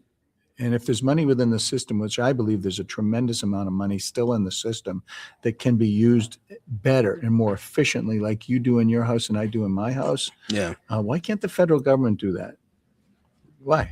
Well, in New Hampshire, they have to do it. Yeah, exactly. They should have to. In the federal government. Balanced budget amendment, I support that. Nice. Yeah, absolutely. Are you worried about the war in Iran dragging us into another I'm not worried yet. war? I know I just had a big debate and then a post-debate conversation, I would say, because I had a lot of people come up to me and say, thank you. I'm from Iran, or I know people in Iran, and it's about time. Mhm. And other people say, no, you need the authorization. Well, the War Powers Authorization allows him to have 60 days.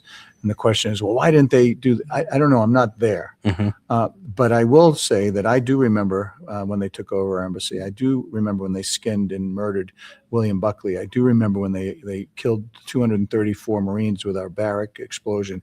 I do remember them exporting terrorism around the region and the world, IEDs, roadside bombs, death to America, you know, killing 30,000 of their own citizens. And at what point do you say, you know what?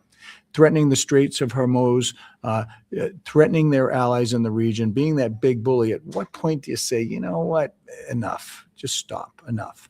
You were talking to the with the people that you were just talking to. A lot of them are involved with Defend the Guard. Yeah, I thought that was, you know, listen, I appreciate their effort, but as they're almost 40-year guardsmen, I posed a question. I don't think I really got an answer. Is that, so we have a military. It's an active duty military. People choose the active duty and then they choose the Guard and Reserves. Mhm. The very nature of the Guard and Reserve is to reserve our active duty people. Obviously, the Guard is a little different mission, state and federal. But my question was, what if you have one or two people who are needed in the active duty and there's no declaration of war?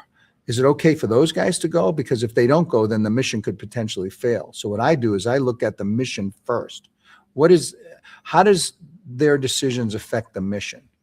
And then we were just having a great conversation. I love the debate.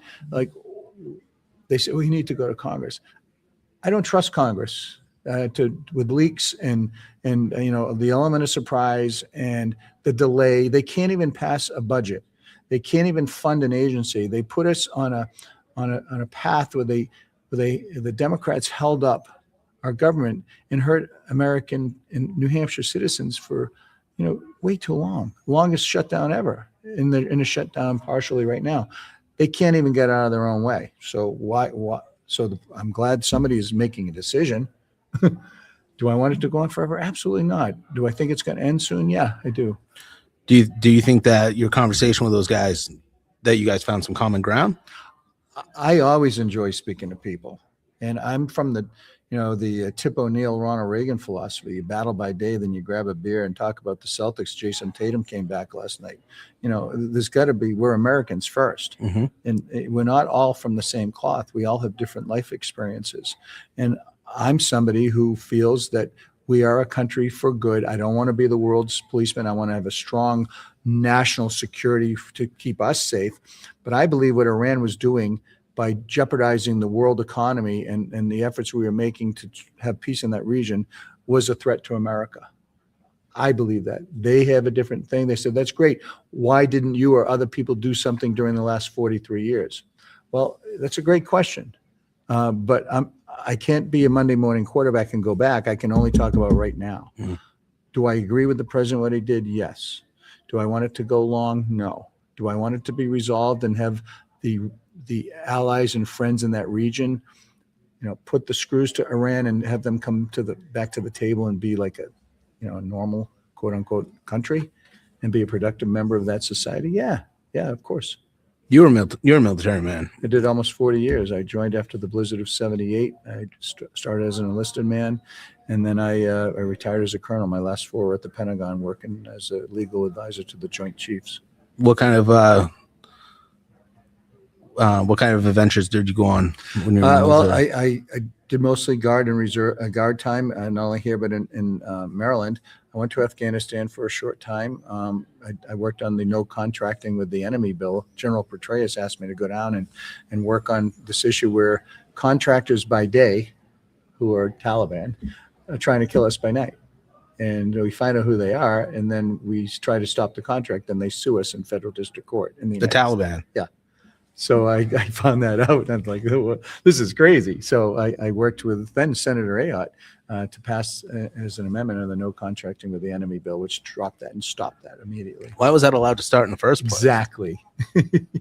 I don't know. Jeez. I don't know. What's Washington like? Listen, when I was there, it was interesting, a lot different than now. We had about 20 people who were in the middle, who could basically, they weren't, some of them were very conservative, some of them were very liberal, but they also recognized that, we had the power to control things. And remember, when I stopped the Democrat supermajority, there was 60 and 40. That gives the Democrats the ability. They had the House, the Senate, and the presidency. They could do anything they wanted. And when I got there, it stopped. Every bill went through me in my office for almost 2 years. So the pressure was incredible. And that's one of the reasons I ended up not winning, because Chuck Schumer spent, hundreds of millions of dollars, and the president and his power, went out and just crushed me. And I barely lost. I lost by about 6 points. So What do you think it'll be like when you go back? It's clearly divided. I think we need some of the Tip O'Neill, Ronald Reagan philosophy. There's got to be something. Is this something we can agree on? Like anything? So I would take the things that we do agree on. What do we agree on? Well, I hope we agree on our military and making them safe and secure and have them come home and get a job and start a family and be healthy.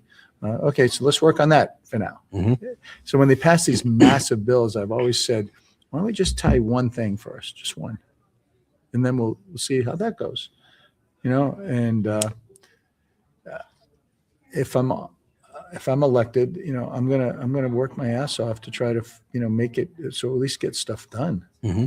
It's like, come on.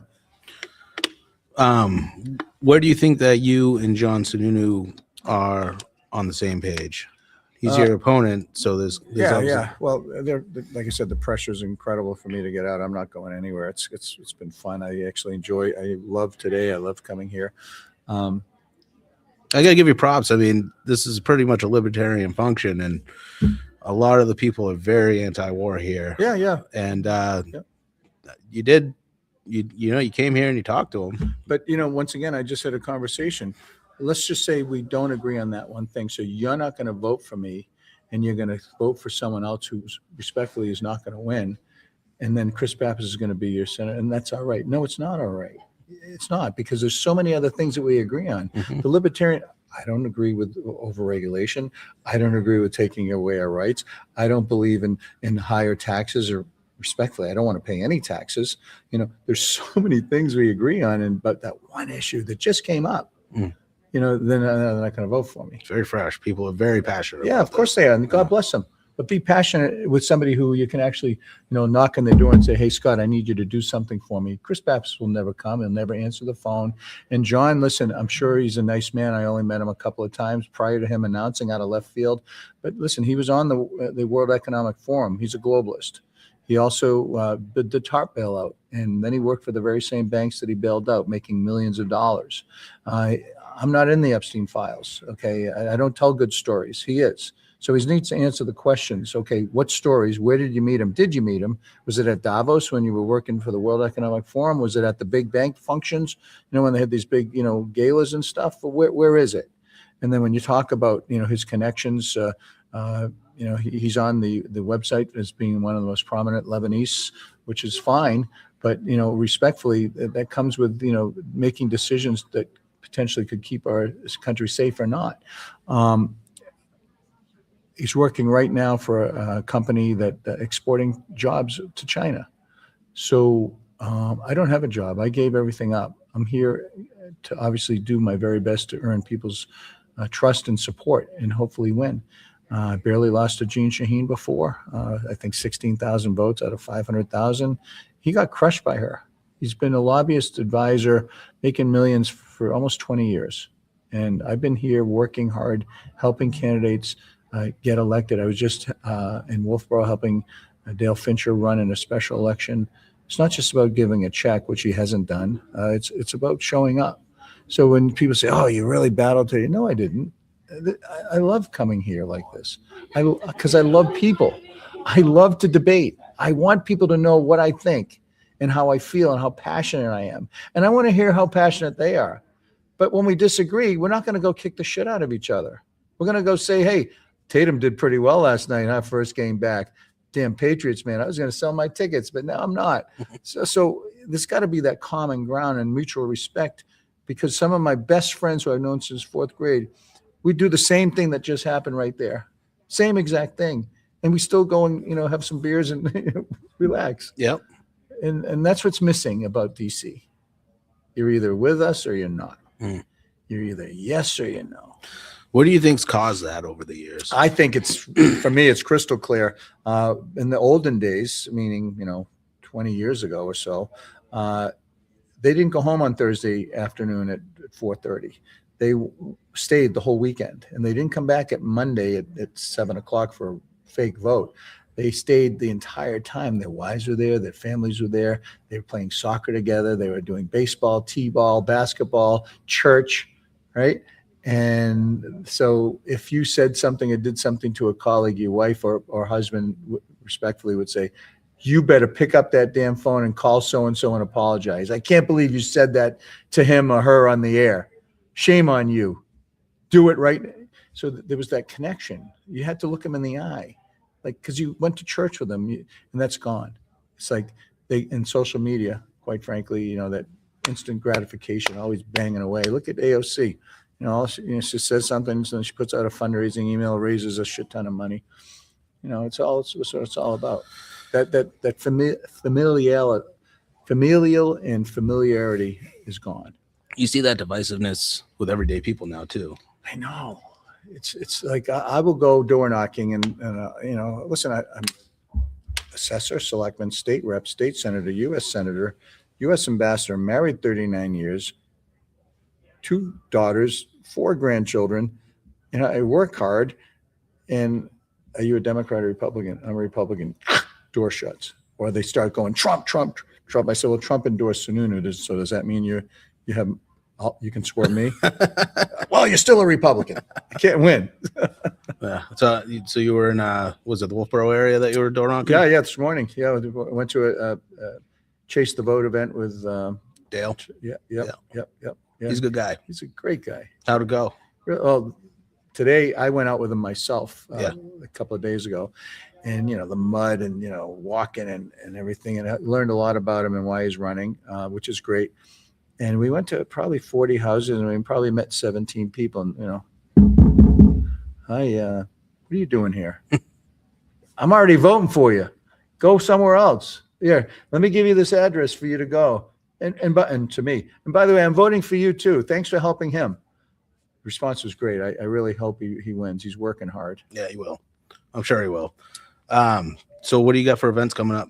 Well, we have a big event on March 19th at Murphy's Tap Room. It's a kind of very similar to what we just did here. It's a town hall. Come and ask me any questions. Okay. I don't care.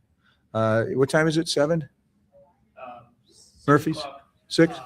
26. Oh, the 26th. That was the old day. Yeah, 26th at Murphy's Tap Room.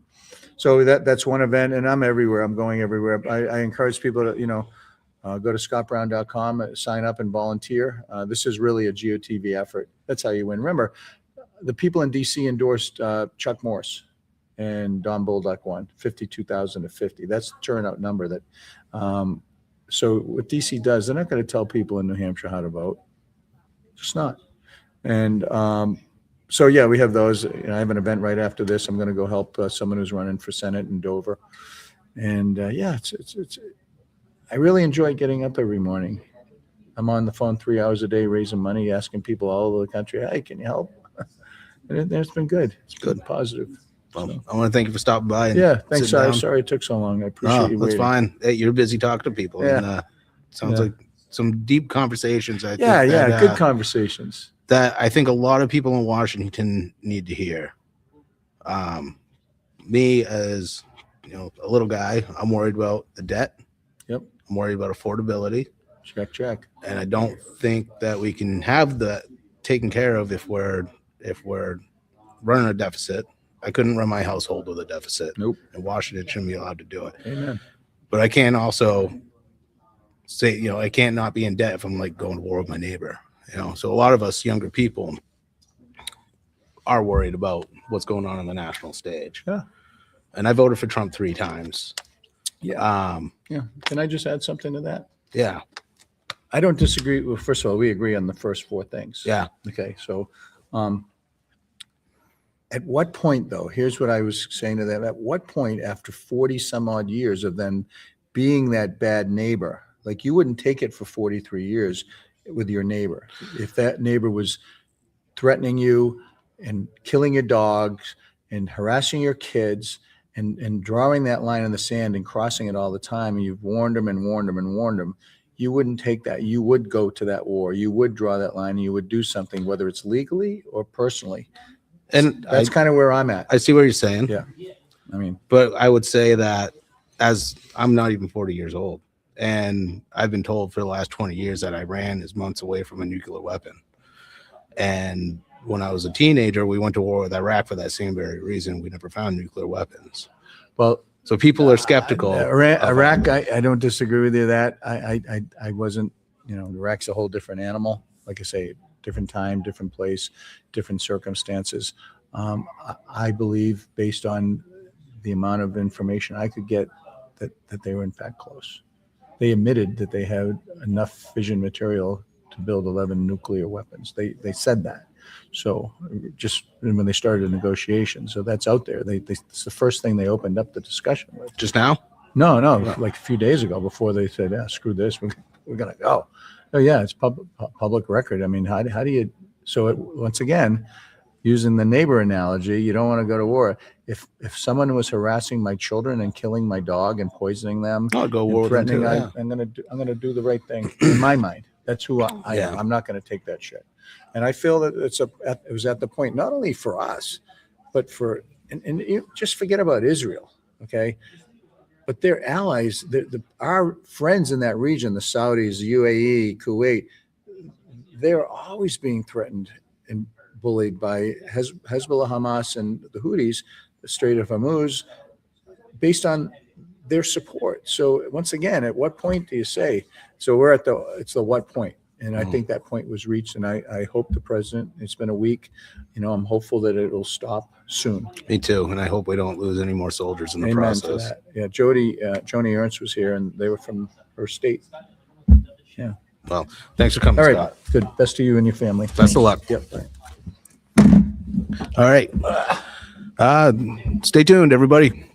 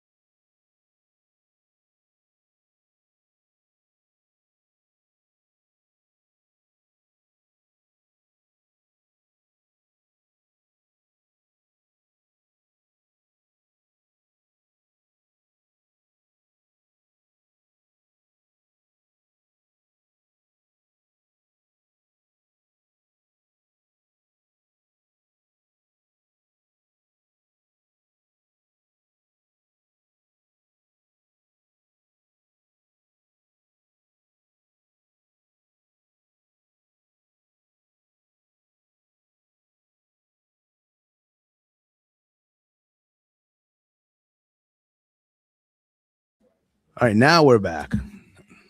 Mark, Yes, how you doing? I'm well, thanks. Thanks for sharing the media room with me here. Absolutely. It's a real pleasure. Want to tell everybody who you are? I'm Mark Edge, host of the radio show Free Talk Live. I say radio, but I guess we're more podcast now. Did it start out as radio? Yeah, we started the first show was on an FM station in Sarasota, Florida.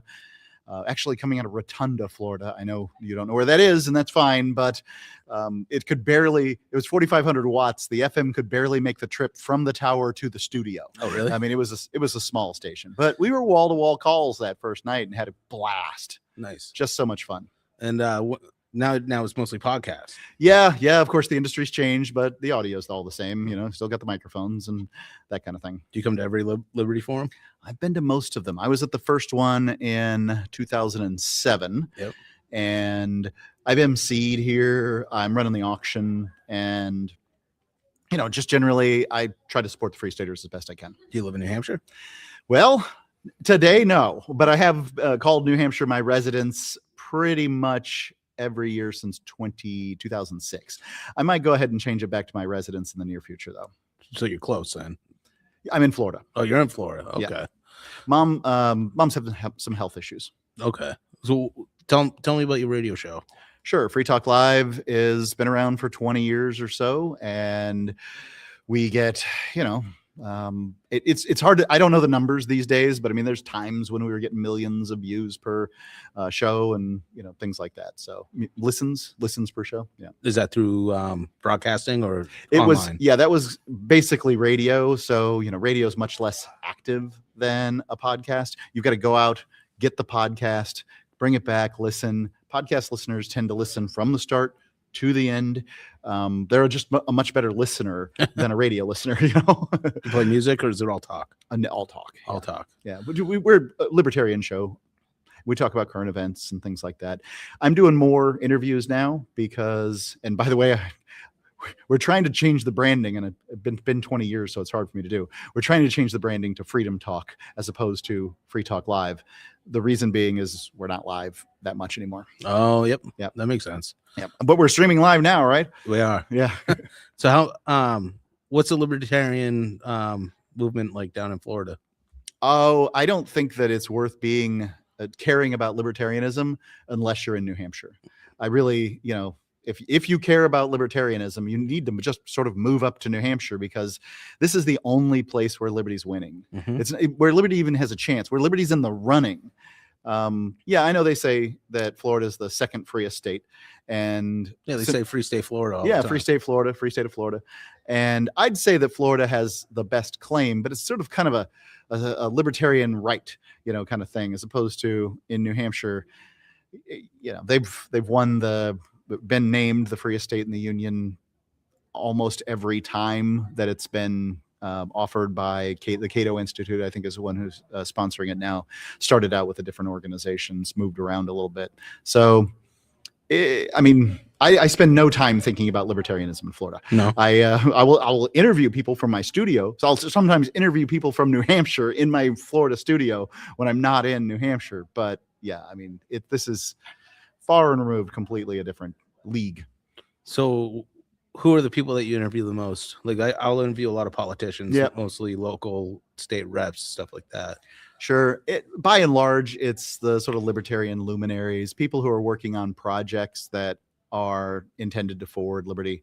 A couple of things that I care about deeply is less getting people elected. You know, it's a tough game, right? It's, you know, it can really soul sucking in a lot of ways. And I like the actionable things that people can do to make their lives freer today. So, you know, we'll talk to lawyers that set up trusts and, you know, a variety of things about how you can, you know, pay less in taxes, where you can live to increase your, you know, whatever your, you know, preferential lifestyle is. Because I don't think New Hampshire is perfect for everybody. But if you care deeply about sort of libertarian politics or conservative politics or anything like that, I kind of think it's the place for you in a lot of ways. Whereas if you're, you know, I mean, if you smoke weed, maybe Colorado's the place for you. I don't know. If you like to scuba dive, you probably shouldn't live in Wyoming. You know, I mean, like you've got to kind of design your life around what's going to make you happy. We're here for 80 short years. Yeah. And, you know, besides, you know, kids pay back dividends, but, you know, you can't have 5-year-olds all the time. Yeah. A little while ago, we kind of flirted with the idea of maybe moving to another place, because I'm not huge on winters. Yeah, I don't like shoveling snow, and it just adds an extra step to everything you got to do. You got to go to work. Well, now you got to shovel all the snow out of the way. You got to throw down the sand. You got to plow. But when I look at other states, it always leads back to politics. Yeah. And what's the politics of that state, and what are the laws that they have, and what are the regulations that they have? And it always deters me from even wanting to leave New Hampshire. Yeah. I'll tell you, when it came to snow, my system was to have a heated garage underneath my house, you know, so like a drive-in garage, and just have a guy do plowing. And then you can have your own piece of property, and you don't have to kind of worry about too much. Now, in my case, I also had an outdoor wood boiler, so I'd have to shovel the little path to the. Those are sweet. Yeah, to the outdoor wood boiler. Yeah, it's nice to be able to burn weeds and heat your house. Never have to worry about it burning your house down. It's never. Yeah, it's at 40 feet, 50 feet away. Chimney fires suck. Yeah. Well, I was burning pine, so I was looking for chimney fires, right? Yep. Yeah, because it makes a little more heat. Yep. You know, the creosote's just right there on the side. Yeah, it was a really good system for me. How often did you have to load that thing up? That was the problem, is because it was pine. I was loading that thing sometimes 8 times a day. Oh, wow. Yeah, I burned 16 to 20 cords of wood a year. Whoa. But I was also burning like branches in the summer Yeah. to keep my hot water was heated by wood. Oh. So I had a heat exchanger and doing the whole thing. Yeah. Dude, that's a lot of work. It was. But I mean, I was trying to do the homestead thing at the time. Yeah. We had pigs, we had a garden, we had an outdoor wood boiler. Yeah. I mean, I was busy, but it didn't suck. No. My son was raised, he was in that house till, I don't know, I can't remember how old he was exactly, but he was raised out there in the country, and that was really nice. Next door neighbor kids. And, that's what is really sweet about New Hampshire. There's so many places in America, you can't just let your kids run free. And in New Hampshire, you can do that. Yeah, you in can. many ways. Yeah. It's a nice, safe place for raising a family. And, how have you liked the event? it was good. I liked it. I mean, I spent a lot of time in the media room. Yeah. But so I didn't really get to see any of the real speeches, but I've had a lot of the guests that have had speeches come back here and give it their all. You get your own version of it. And Yeah. honestly, they probably have more people viewing on your channel than they do in the room, We're right? at 455 right now. 455 people. Yeah, that's bigger. That's bigger than the room. Yeah. So it's been doing pretty good. That's awesome. the last couple of Yeah. days. So And what's the name of the show? the Grant Discourse. Grandest Discourse. Okay. And where do people find it? How do you find it? You can find it on Spotify, YouTube, Apple. And this is a live Rumble, stream going where? X and YouTube. YouTube, Right now. okay. Yep. And then there's Linktree, so that'll give you all the links. If you go on the Linktree, What's the website for the link tree? the Linktree is the Grant Discourse. Granite Discourse. Yeah. The Granite Discourse. Yep. And then there's a Patreon account if you wanted to contribute. There's Buy Me a Coffee. That's what makes it all work. Yeah. Exactly. Exactly. It pulls it all Fundamentally, together. if 455 people are being entertained enough to sit there and watch, probably 20% of them ought to think about, maybe $3 a month, $5 a month. That would be really awesome, wouldn't it? Well, the starting amount is $1, so I don't Yeah. ask for much. Right. Just $1. Episodes come out every couple of weeks, and the show is typically activists. It's activists, state reps, congressional candidates I've had Mhm. so far. There's more coming. And hopefully I can just keep it going. I find New Hampshire to be just so unique Yeah. in the country because of the fact that we don't pay our politicians. Yeah. Or we They're pay very them- accessible too. Yeah. Like the fact that I was able to start a podcast and get these people to come to my house and be able to interview them. Yep. Is amazing all on its own. Where you can do that in Massachusetts. Or No. maybe Maine. I don't know. But I don't know what it's like in Maine, but I can tell you that pretty much most states pay their politicians. Yeah. And that's what starts the lawyer industrial complex. Yeah. So in our state, there's probably a handful of people who were lawyers or are lawyers who are legislators. Yeah. But the vast majority of them are, retirees or activists or somebody who's just active in their community who wants to make a difference. And that at the very least, the House, I don't know what's going on in the Senate. I can't say precisely, but that makes a big difference because nothing wins if it doesn't go through the House. Well, I think there are some senators that are former state reps, and they most Sure. likely, I know, Same thing. I think Victoria Sullivan, she homeschooled her kids. I think Mhm. I'm pretty sure. So, Keith Murphy's a restaurant owner. yep, Yep. that's true. And Mark McConkey's a construction worker. Mhm. He owns his own construction company. So these blue collar people. Yeah. It's blue collar state. It's really what you want running your government. Like I just talked to Scott Brown, and Washington D.C. just seems like a place where they're so disconnected from the everyday people. Yep. And New Hampshire is the complete opposite. Right. Yeah. It's, what do they call it? Shoe leather politics. You've got to get out, you got to meet people. And that's the number one way to get elected in New Hampshire is to knock on doors. Yeah. If you knock on doors, people will say, oh yeah, I'll vote for him. And this happened to me when I was in Florida. I had, somebody visit, a politician. I had several visit when I was in New Hampshire, but you can sit back and hate on a politician as much as you want when you haven't met them. But once they come there, Democrat, Republican, whatever they are, you just kind of have more of this, well, they came to the House kind of feeling, and you know them. Mm-hmm. And I mean, for instance, I had a situation where I ended up shaking Joe Biden's hand. Oh, really? Yeah. So I think a little bit different about Pervy Joe than I do, say, Obama. Yep. Right. Because I didn't, meet Obama. The story is really fascinating. So I was in Washington, D.C. for the Radio and Records the talk radio seminar, and a new network was rolling out called Air America. Now, you're younger than I am. Air America was where they was essentially the left answer to Rush Limbaugh and Sean Hannity. Okay. So this was the year that they were trying to make a big splash. And we all went in for the rubber chicken lunch, you know, and to get your free lunch, to get your lunch, you know, with your ticket, you have to sit there and listen to the sponsors, you know, who they want to have talk. So there was a new up and coming, and I thought to be very talented interviewer, and the senior senator from Delaware. And so, you know, while they sat and talked sort of at a 45-degree angle at each other and, you know, talked for, God, have been 45 minutes. And then finally at the end, you know, Joe Biden turns to the audience, raises his hands for applause. And of course, a room full of Republican talk show hosts boo him. Ooh. You know, it was really kind of funny. And Rachel Maddow sitting there looking silly. That's, by the way, who the interviewee was. This was where she was first. Before she went to MSNBC, she was on Air America with Jerry Springer and Janine Garofalo and, you know, a variety of them. And so then Joe, and you got to be soulless to be able to do this job. And he did it for so long and so well that he became president. So he sprints from his, getting his booze to the door to shake hands as they go out.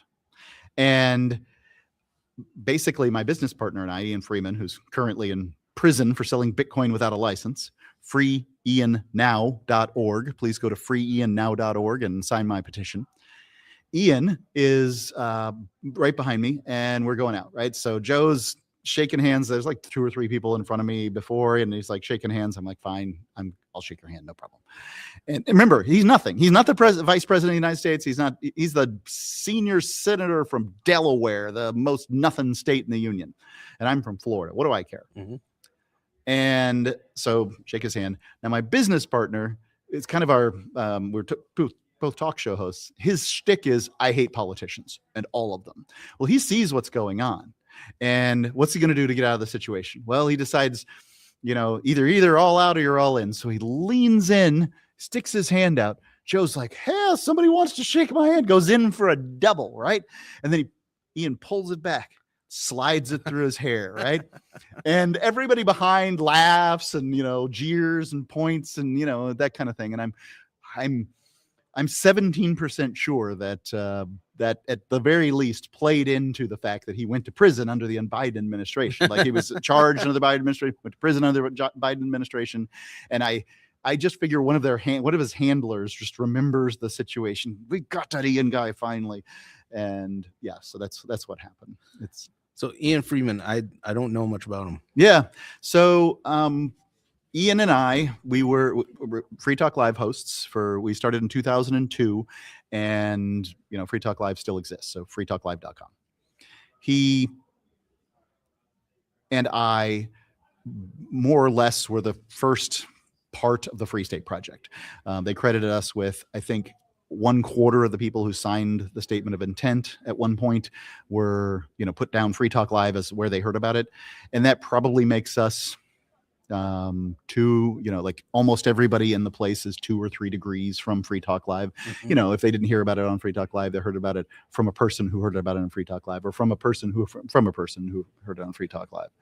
And then, you know, basically about the time that the Free State Project is successful, a caller calls in December 2010. And he says, hey, I heard about some magic internet money called Bitcoin. And, you know, I mean, we're libertarians and we're like, is it backed by gold? You know, is there silver? You know, and of course there wasn't. But we did like 10 minutes on it. You can go, I think, on Facebook, first mention of Bitcoin. It's right there. And so we're the first mention in the world of any media of Bitcoin, right? And so then about a month later, one of our amplifiers, a guy who, you know, gives us some money every month to get a commercial free podcast, he says, hey, I'm the head developer of Bitcoin. I'd like to meet with you and talk to you about Bitcoin some more. So just clear up some things. Sure. So he drove up to Keene, New Hampshire, met with us for lunch at Thai Garden on Main Street. And he calls it or at least at the time, at one point, he called it the most lucrative lunch of his life, because he credited us, after we, heard about Bitcoin and got excited, he credited us with being the first stage in a multi-stage rocket that shot Bitcoin into the stratosphere. And so we talked about it, asked some questions. We understood the concept of money being backed by math. And of course, we knew the internet needed a currency. And that's really, sort of what we figured out. And he made his first not his first transaction, I should say. His first purchase with Bitcoin was made by me. He basically said, you pay for my meal, I'll send you some Bitcoin. So he sent me 46 Bitcoin. It was worth 27 cents at the time in January 2011. And now it's worth significantly more. So we also offered to him, hey, we'll sell you some ads on our podcast for some Bitcoin. And we became then the first ad venue in the world to accept Bitcoin for ads.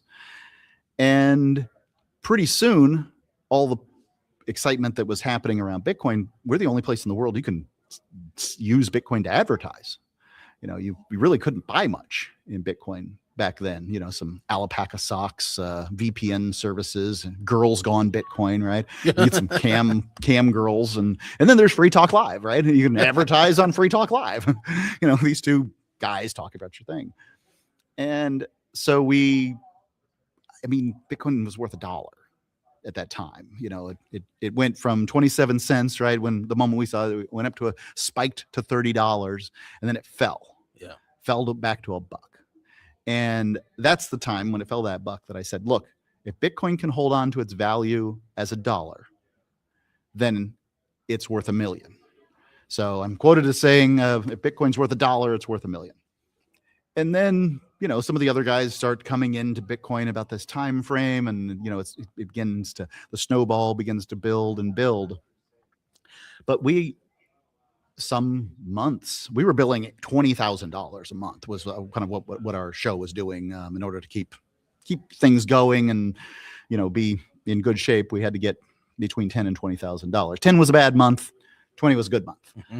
And we were getting 80% of our billing in cryptocurrency. So obviously the vast majority of it was gone, but not all of it. And my business partner, Ian Freeman, he benefited the same way I did. And this is a man who he wasn't wealthy because he had nothing. The radio program is owned by a church, right? We're a moral teaching platform. Mm-hmm. So I say we're a church. And the church, essentially, Ian's, he never has anything fancy. He has an old car, has old house, and he never has anything fancy. It's not his way of doing things. But the church controlled, for his ministry, right, a great deal of Bitcoin. So Ian call him a wealthy man if you wanted to. The idea that Ian Freeman bought and sold Bitcoin to rip off little old ladies who were being scammed by Nigerian princes is absolutely ridiculous. So Ian's charged with functionally 3 charges. Unlicensed money transmission, which he'll make an argument against. I'm not going to make any arguments against that, right? So, it's the government says you need a license to do this, and they'll throw you in jail if you don't have the license. Fine. That's what gangs do, right? Gangs say, you must do what we say or we will do you harm. Perfect. The other 2 is money laundering, which suggests that conspiracy to commit money laundering. So he must have conspired with people he never met in order to rip off these little old ladies. Was the premise of the prosecution's idea. Was they're saying, look, the case is that he knew that scammers would come, and anybody who sells Bitcoin, Coinbase, Bitfinex, any of these companies right now that exist, they know that some scammers are getting some little old ladies to go through the process to buy Bitcoin in order to send it to them. No doubt. Everybody knows that scammers will use your business. He did everything he could. I remember I was sitting in the studio when he'd asked these questions of these little old ladies. Have you ever met your husband? Do you know what a romance scam is? Is your boyfriend ever been to the United States? Any variety of things. And I listened to him just to make sure that she understood. And you're buying this for an investment. This isn't a romance gift. Like, he would ask all kinds of questions of these people. I worked there with the guy. I heard him say it. And the prosecution, and then there was a tax evasion charge also. In the trial, an IRS agent sat on the stand and said that they didn't know how much Ian Freeman owed, and that he may owe nothing. Now, you cannot be convicted in the United States of America for tax evasion without having a tax burden. You must have a tax burden. No tax burden was ever proffered. There's never been a piece of paper from the IRS that says this is how much he owns. But for some reason, a jury convicted, the appeals court upheld, and the Supreme Court has refused to hear.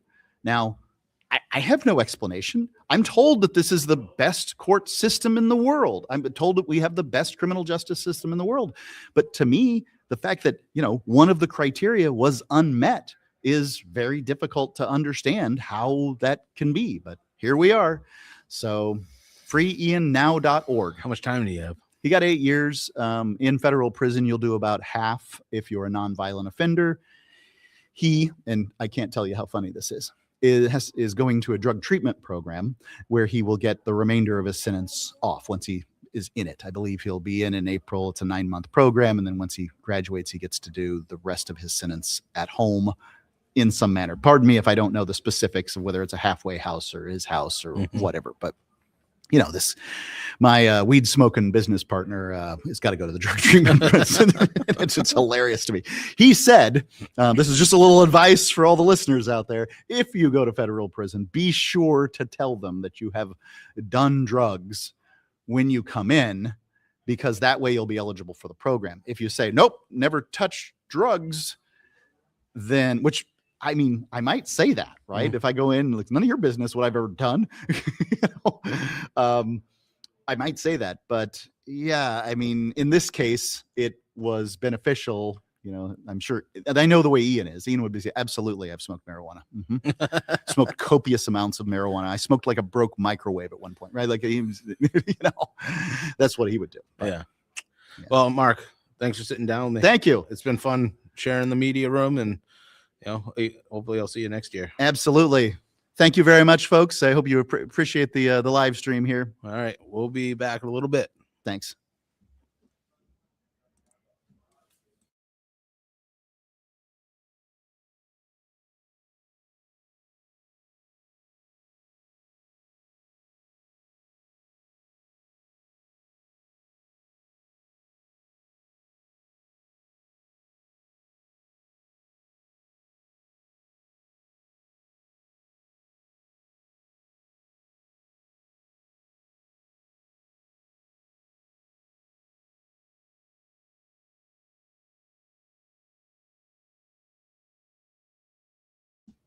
All right, welcome back to the Liberty Forum. So I've been mingling through the crowd, and I found a young man here that is from California. And the whole point of the Free State Project is to encourage people to come to New Hampshire, because New Hampshire is a libertarian streak, and to make this state more free. And this young man has decided to leave his native state, and he's plans on moving to New Hampshire within the next few months because of the Free State Project. So I thought it'd be a good idea to get him on here and see what that process is like for him. So Shane. Hi, it's a pleasure meeting you all. It's exciting to be here, and it's really cool to be on the radio, but it's a great Liberty Forum. There's been a lot of great speakers, a lot of great debate, and just a lot of great liberty-minded people here. It's been amazing. What's your state of origin coming from? I'm coming from the great state of California. California. How long have you lived there? My whole life. My family's been there for generations. I can trace my lineage back there to before World War II. My family has a lot of the time lived in San Francisco in the Bay Area. So originally I'm from the Bay Area, and California's home. It's all I've known. My family's been very culturally Californian, and it's sad to leave home, but sometimes you have to do what's best for your family, your partner, and yourself. Now, have you been to New Hampshire before? No, it's my first time. I went to New York once when I was a kid, and that's the only time I've ever been to the East Coast. But besides that, this is my first time on the East Coast. Okay. And how did you come across the Free State Project? Yeah, so I got Twitter, unfortunately. I know people kind of hate on Twitter, but it's kind of can be a little too much sometimes where it's a little too negative. But I wanted to follow the news and I wanted to kind of see the state of opinion on a lot of things right now. And I followed a lot of right wing Twitter accounts because I tend to lean that politically. I always have. I value individualism, freedom, capitalism, etc. And on Twitter, I would find rumblings of the Free State Project. It would be mentioned every once in a while. And eventually, I found a couple of Free Staters on Twitter. Unfortunately, I don't remember their names, but I found a couple of them, and I would see posts about how liberty is winning in New Hampshire and how libertarians are making a difference. And I've always been a libertarian for most of my life, but it was very easy to get discouraged because on the national level, libertarians are kind of a joke and a meme where people joke about. But in New Hampshire, it seemed like there was something very seriously being built, and it was by libertarians who were very principled and really wanted to build and not complain. So I wanted to check to see if it was real and kind of see people. And I've been surprised by how many people are a part of it. It's really amazing, everyone here. Yeah. So you are planning on moving out here? 100%. The first day I came in, it was a new experience for me because I had just come up from Boston. The bus was great. I was really impressed by that. And when I came up here, I saw a lot of protesters in the front of the House of Representatives. And I was kind of nervous because I was like, well, maybe the Free State Project isn't that big. Maybe there's a lot of opposition. But then I saw all these people there protesting and counter-protesting them, arguing with them, talking about liberty, handing out pamphlets. And they said, are you a Free Stater? And I was like, oh, yeah. They said, come with me. And they took me inside the building. I got a tour. And it was just incredible to me because I realized, wow, they're getting protests because they're making a difference.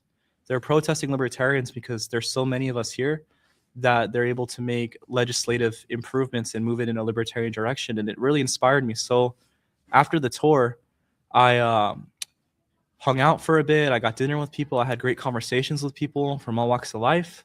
And I went to the party and I heard the speech, the first speech welcoming everyone. And it was just amazing. I've never been moved by a speech before, but what he said, I couldn't stop smiling after. I was so happy to hear that because where I'm from, you don't hear that ever.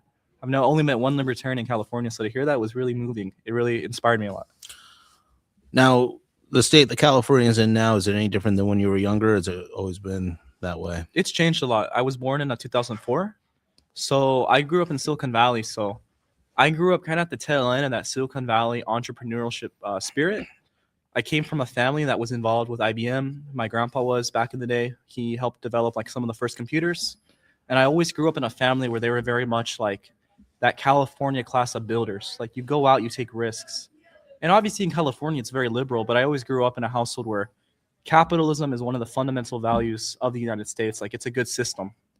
And California, when I grew up, had a very entrepreneurship spirit. It very much was the Steve Jobs of the world. Think differently, take risks, challenge things, shake up the status quo, build society in a better direction, be an entrepreneur, build something for people. And as I got older, it really changed a lot. But the final nail in the coffin really was COVID. COVID destroyed the state in so many ways. You must have been about 15 when that happened. 16. 16? Yeah. It was chaotic. I left school. I was out there for about 2 years, not in school. And luckily, I met my girlfriend when we were in high school. And we were able to spend a lot of time together and get to know each other. But if it wasn't for her, I would have really struggled. It was really demoralizing. It was really depressing. And it was really difficult. And then when things went back to normal, everyone had left. And the only people there in a lot of the cities were people that were either dependent on the state or people that were just very, very liberal and moving it in a bad direction. And ever since then, each year it gets worse and worse. And it has recovered somewhat. But deep down, if you live in California, you know subconsciously that in 50 years, it's not going to be like California. It's going to be kind of a failed state, unfortunately. Do you think that California will ever change the tide? Because I know that some areas in the more rural areas, it's pretty red. Correct. But the overall state is blue. Correct. Well, California historically was red. Mm-hmm. Nixon came from there, Reagan. And as libertarians, we can argue about this or that. But the fact is Republicans could win California. And if that, there were some libertarian conservatives in California. But the fundamental issue with California is there are parts of the north that are rural and parts of the Central Valley that are Republican and conservative or libertarian minded. But the fundamental issue with those parts of the state are they've been disenfranchised politically, they've been gerrymandered, and what California has done is they've created a climate where they bring people dependent on the state in from across the world or country, and they get them dependent on the state. So you have generations now of people who receive welfare from the government, who receive healthcare from the government, and they kind of vote blue no matter who. And it's a fundamental challenge in California. Along with that, there's no voter ID. There's no way to check who's voting. So you never know what's happening in California. There's not a lot of integrity with elections there. And I'm not a conspiracy theorist about elections. I'm more nuanced on it. But what I'm saying is the Democrats maintain the status quo in California because there's no challenge to them institutionally. It's been all removed probably since the 90s. So it's very difficult to reform it. Now, there are movements in Northern California to join like Idaho or things like that. And that's great because it is very rural and beautiful up there. But right now, as it stands, they're very dependent on the state of California for assistance because of all this federal spending California receives and all the state spending California spends. So it's very difficult to challenge that because even in California, a lot of people are dependent on the state for health insurance. And the moment someone talks about reforming government or cutting government, the moment health insurance comes up or California healthcare, everyone freaks out. So it's very difficult to change it. Now I have hope. Hopefully maybe it changes, but I came to the conclusion that I don't want to feel frustrated every day. The final straw for me was I was walking at my job and there was a guy with a ballot signature that said tax on billionaires. And what they're proposing is a 5% tax on billionaires in the state of California, including unrealized capital gains. And I just was so frustrated of that mindset of these socialist agitators who live in the state, who are usually not from California, by the way. They come from other states, but they come here because of the progressive reputation. And they pass policies or encourage policies that punish the most productive people in the state. Now, I'm not a billionaire, neither is my family. But I think the billionaires in California have created wealth. They have created jobs, and we can argue about corporate subsidies or what the government has done with that. But for the most part, when you do policies like that, you hurt the middle and lower class of people who work and are in the economy. You know, I got priced out of many jobs because they raised the minimum wage for fast food a couple of years ago. So in California, it's everyone has a breaking point, and a lot of people are leaving because they're so frustrated with the status quo. Unfortunately. Those billionaire taxes usually start out with billionaires, but then they work their way down. Just like the income tax in general was a millionaire's tax. Yeah. You know, and now we all pay income tax. Those evil billionaires making jobs and paying all the taxes in the state. Well, you seem like a bright kid. I appreciate that. Sorry to see California go the way it did, but there's hope here. I'm grateful that we have New Hampshire and that we have the state that we do and have the safe haven for liberty here. 100%. I say to everyone out there, there is hope. Don't be black-pilled. It's easy to be black-pilled online. It's easy to be cynical about politics because of the federal government we live in. It's very easy to get cynical. But here's the thing. There is hope. There are libertarians out there. And if you're living in a state where you're frustrated with policies, whether it's red or blue, and you don't feel like they value you and respect your autonomy and they're aggressors against you, come to New Hampshire. It's wonderful here. I have nothing but kind things to say. What everyone has built here, it's amazing. So come to New Hampshire, leave your states, let them fall. California doesn't need me. You know, they could have had a middle-class guy who's productive and college educated. I'll just go to New Hampshire. They'd love to have you here. They're not going to tax me, and I can be productive here. But California, they can have more people on welfare. So it's a good deal, I think. Shane, thanks for sitting down with me. I appreciate it. Thank All you. right. All right. Just hold on tight, and we'll be back soon.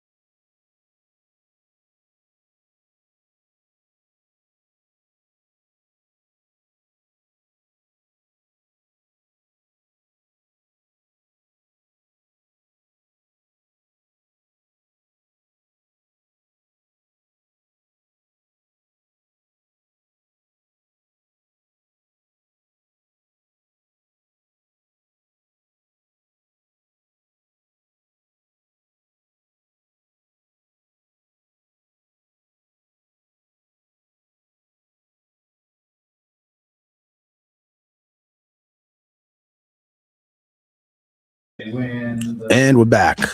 And I just want to give a quick introduction. We have Carla Garrick. She's a board member of the Free State Project, and she's going to be our next guest. Sweet. Carla, Hey, welcome. thank you. Thank you. Thank you. Apologies for my husky, beautiful, sexy voice. Yeah, I see that a lot of you members are sick. Yeah. So I think it is the season, of course, in New Hampshire. And I think I'm past the I'm going to get you sick phase. But yeah, I said to my husband this morning, I am going to normalize coughing at conferences again. And I think I managed to do that. Yeah, I think so. It's been running wild this winter. Yes. We got sick for about 2 months, I think, in my house. Yeah. It would go through all of us, and then it would just start back over. Kind of like winters used to be before we lost our minds in 2020 and just decided that, something that we generally treated like the common cold was now, enemy number one. So how long have you been with the Free State Project?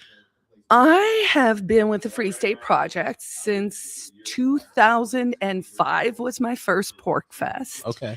I came up from New York City. I moved with my husband in 2008. I organized my first Pork Fest in 2009 and then again in 2010. I was the executive director from 2011 to 2016, where we triggered the move 3 years ahead of projections. And I have served on the board since then. Nice. And so I'm an OG. An OG. Yeah. How much goes into all this? A lot and a little, I think, in the sense that, of course, we're a movement, so there is a lot of decentralized energy. I would say in the olden days, back, when there were my first Pork Fest, there were literally 100 dudes, 2 women, and Sounds more like sausage fest than pork fest. A little bit, right?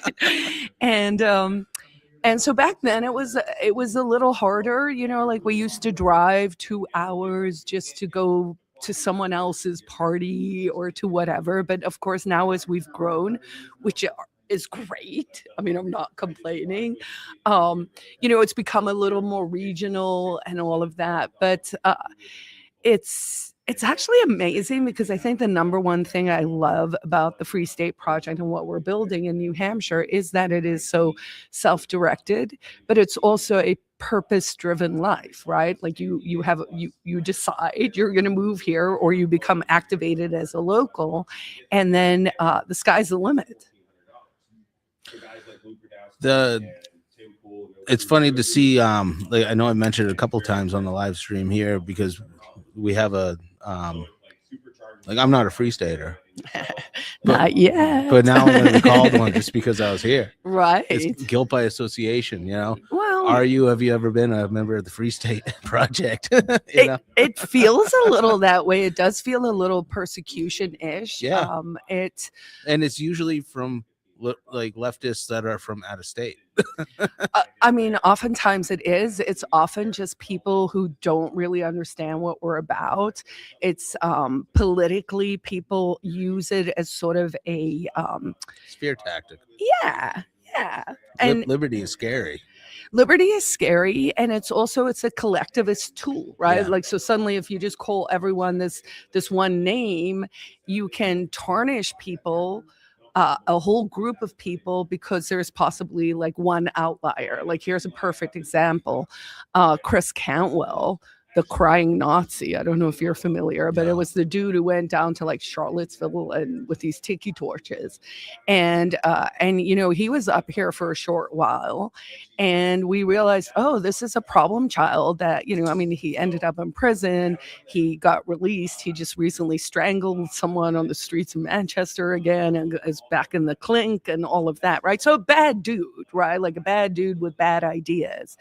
And it's that kind of outlier who can then just cause this tainting of the entire movement. So, it's a tactic. It's a fear tactic. I believe and have always believed, and I was really encouraged to hear Osborne say this yesterday, right, is I've always said the best the shield we have to protect the brand is good people being willing to say they're a free stater, being willing to be out there, be willing to communicate our ideas in ways that people might actually find attractive, right? Like you don't spread ideas by being the meanest person in the room, because no one enjoys that, right? And like you do it through dialogue and through conversation, which is why I love the podcast, by the way. Thank you. Yeah. Over the last election, 2024, that's one thing that I was noticing, that a lot of there were state, like I'm a Republican and I'm part of the Republican committee in my county, and I know the state reps that represent me, and I see a lot of fear tactics towards those people, and I see a lot of things said about them that just aren't true. Right. And that's what dominates when you look at social media posts. So that's why I started doing this. Glenn Cordelli was the first one I had on here, and I said, oh, wonderful. When I first talked to him, but I said, Glenn, I got an idea for a podcast. I'd like you to just come on. I said, everybody thinks that you're this guy that just hates children, and because he's a school choice guy, right? Yeah. And that you're this awful man. And I said, you should come on and do a long form podcast, and we'll just, I'll ask you about yourself so I can get to know you, because I only know you from passing through these meetings. And he goes, that might work. I don't know. And so I brought him on, and we had a good conversation. Nice. And I felt like I got to know his backstory. And there's other people like Sidewalk Steve. I don't know if you know who Steve Scare is, but he does a lot of the pink armband. He does a lot of displays. He'll go to town squares and he'll wear the sign that says no such thing as a trans child, right? And he'll talk to people. And usually the conversations that he'll post, they start off as somebody really angry that he's even there, right? But then he'll sit there and talk to him, Yep. And they have a good conversation, and a lot of times I think it ends well. And I never knew his backstory, so when I had him on, I talked to him for like 2 hours, and I got to know why he does what he does. And it's easy for them to just take a picture of somebody, put them online, and demonize them, but everybody has a story, right? And I think it's good to get people's stories. Yes. And that's pretty much why I do this. So what do you want to know? Well, have you always been a libertarian? Good question. I usually answer it this way: is yes, but I didn't know there was a name for the way I was, right? Which I think is a true experience for many libertarians. I actually was born and raised in South Africa. Oh, wow. I in a diplomatic household, so I ended up growing up all over the world. My dad was stationed in New York in the 70s, in Sweden in the 80s, in Brazil in the 90s. So I did have a very privileged sort of upbringing and way of seeing the world, right? Like, how people would be like, there ought to be a law. Like everyone has one little thing where they're like, everyone should. And my everyone should is travel. Yep. Because most of us in humankind are more similar than we're different. Most of the world just wants good for themselves, their family, their friends, their neighborhood, their backyard chickens. And politics distorts that energy into these like win-lose sort of scenarios, right? And that's why you see the lying, you see the character assassinations and all of that. So I was a rebel from a young lass. So I always grew up kind of with I'm going to do my own thing kind of thing. But I was also put in boarding school very young. I was 10 years old and my parents moved to a different continent. And I actively and consciously decided that, I needed to set my mind in a positive way, and that, I'm going to navigate this life I have now as a very independent human. So was I a libertarian? Yes, I think so. But again, I didn't really hear the word till probably 1999 in Silicon Valley, which is where I immigrated to after I won a green card in the green card lottery. So this is pre-Ron Paul. Pre-Ron Paul, I My husband and I actually we were dating at the time, but I was in law school in South Africa. My parents had entered me into this green card lottery, which Americans are actually pretty shocked to hear. But there is a lottery where they allocate 25,000 visas a year to, at the time, it was countries that had a traditionally low immigration to America. So the Irish weren't allowed to apply anymore, but people from South Africa could. And this was back 94-ish. And my parents were on vacation and they were like, hey, there's this green card lottery. Should we write you in? And I was like, yeah, I guess, like, why not, sort of thing. And at the time, my boyfriend and husband now, we were living together and we did like a pinky swear where we're like, well, if one of us wins, let's get married, you know? And we pinky swore. And then a year later, the paperwork arrived and they were like, you won a green card. And I was like, I'm going to do it. I'm going to just pack a suitcase and move to America. And we ended up getting married secretly, just our family in tow, and then had a big wedding like 3 months later. And then within a year, we had immigrated to America. We moved with 2 suitcases and $7,000 cash. Wow. And that was the start of my story. So now that you've been here for as long as you have,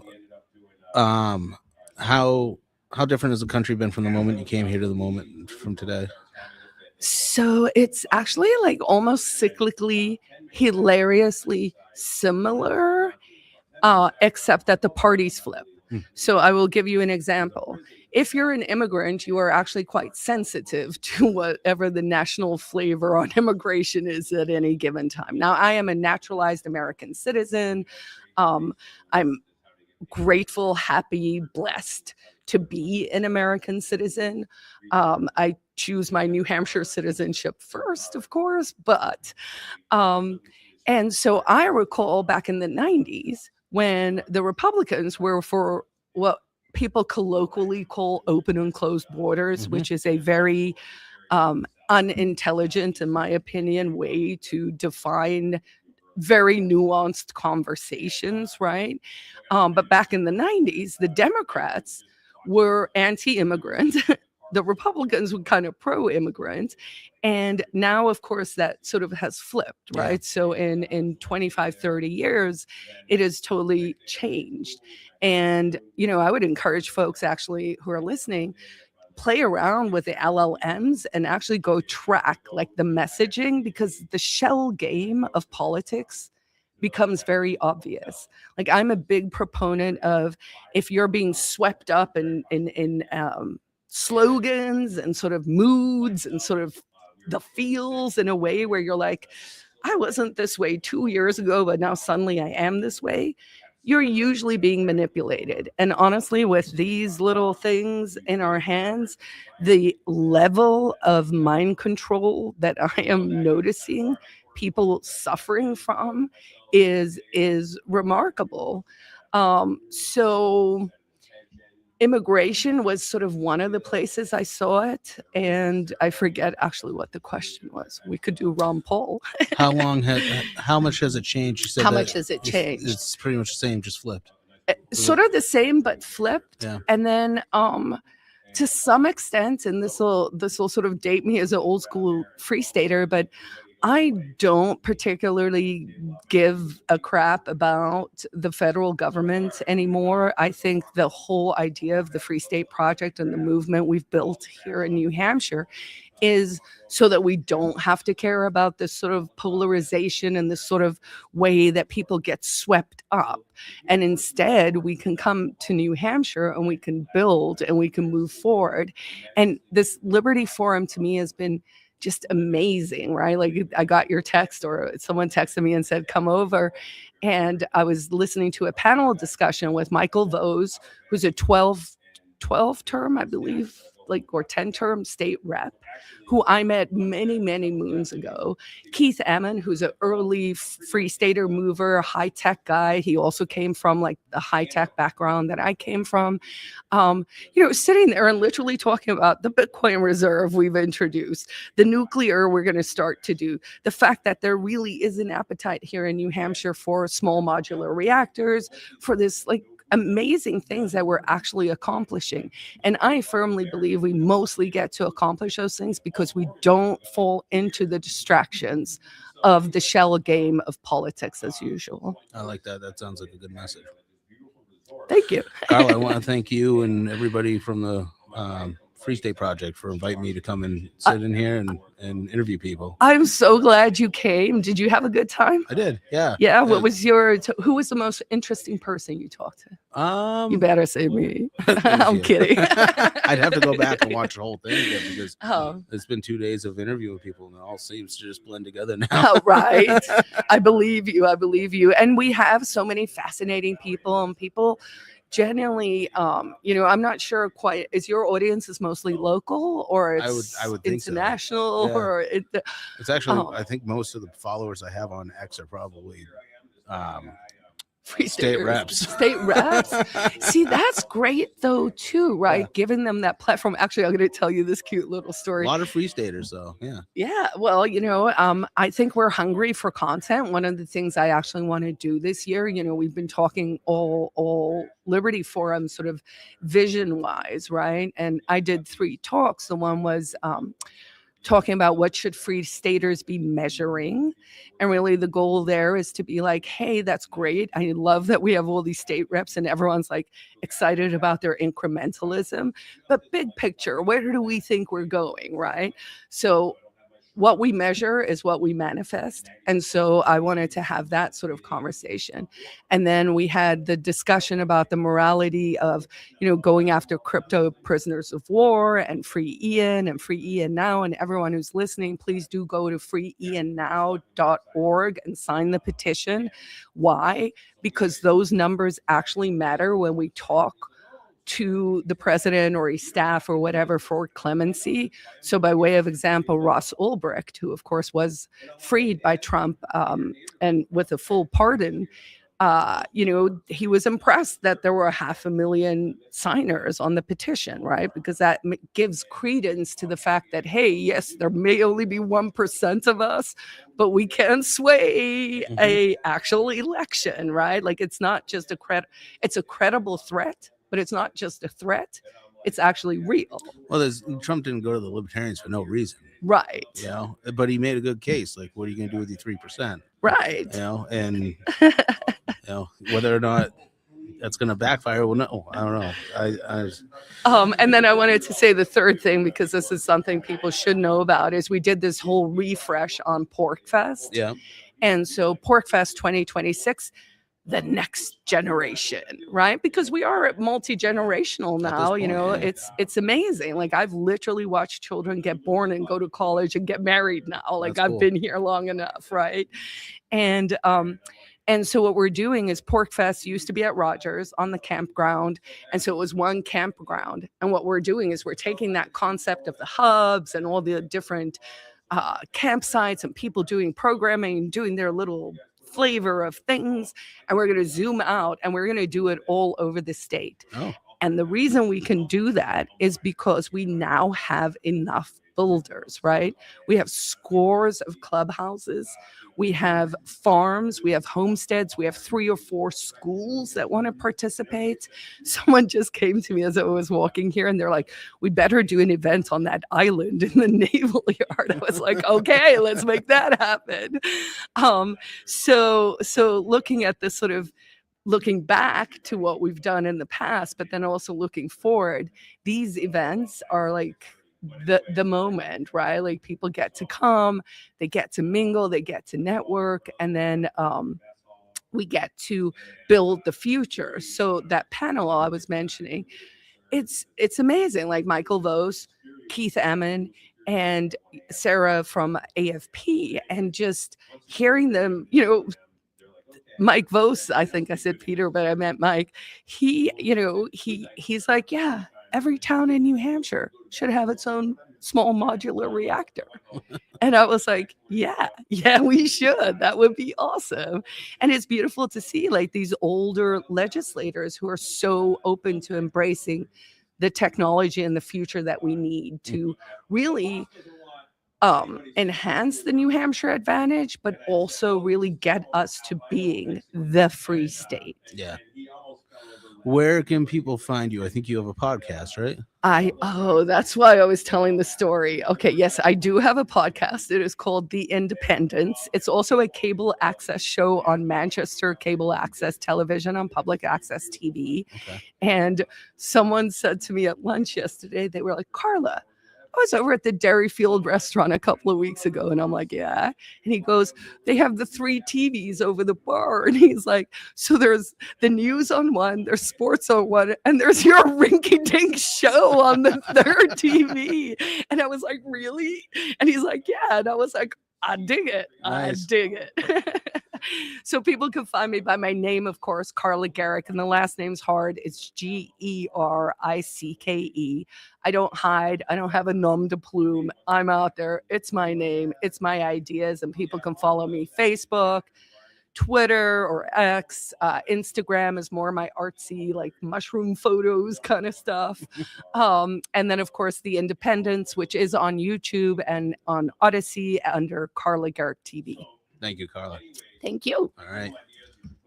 That's going to do it for the Grant Discourse here at the 2026 Liberty Forum, hosted by the Free State Project. You can find the Grant Discourse across pretty much all platforms. If you go to linktree.com/the Grant Discourse, we have Facebook, Instagram, X,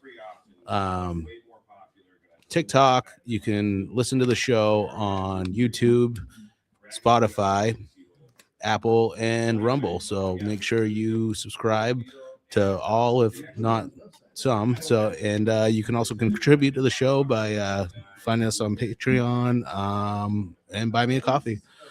I want to thank everybody for tuning in and following and listening. And I hope you enjoyed the last couple of days. And all right, live free or die.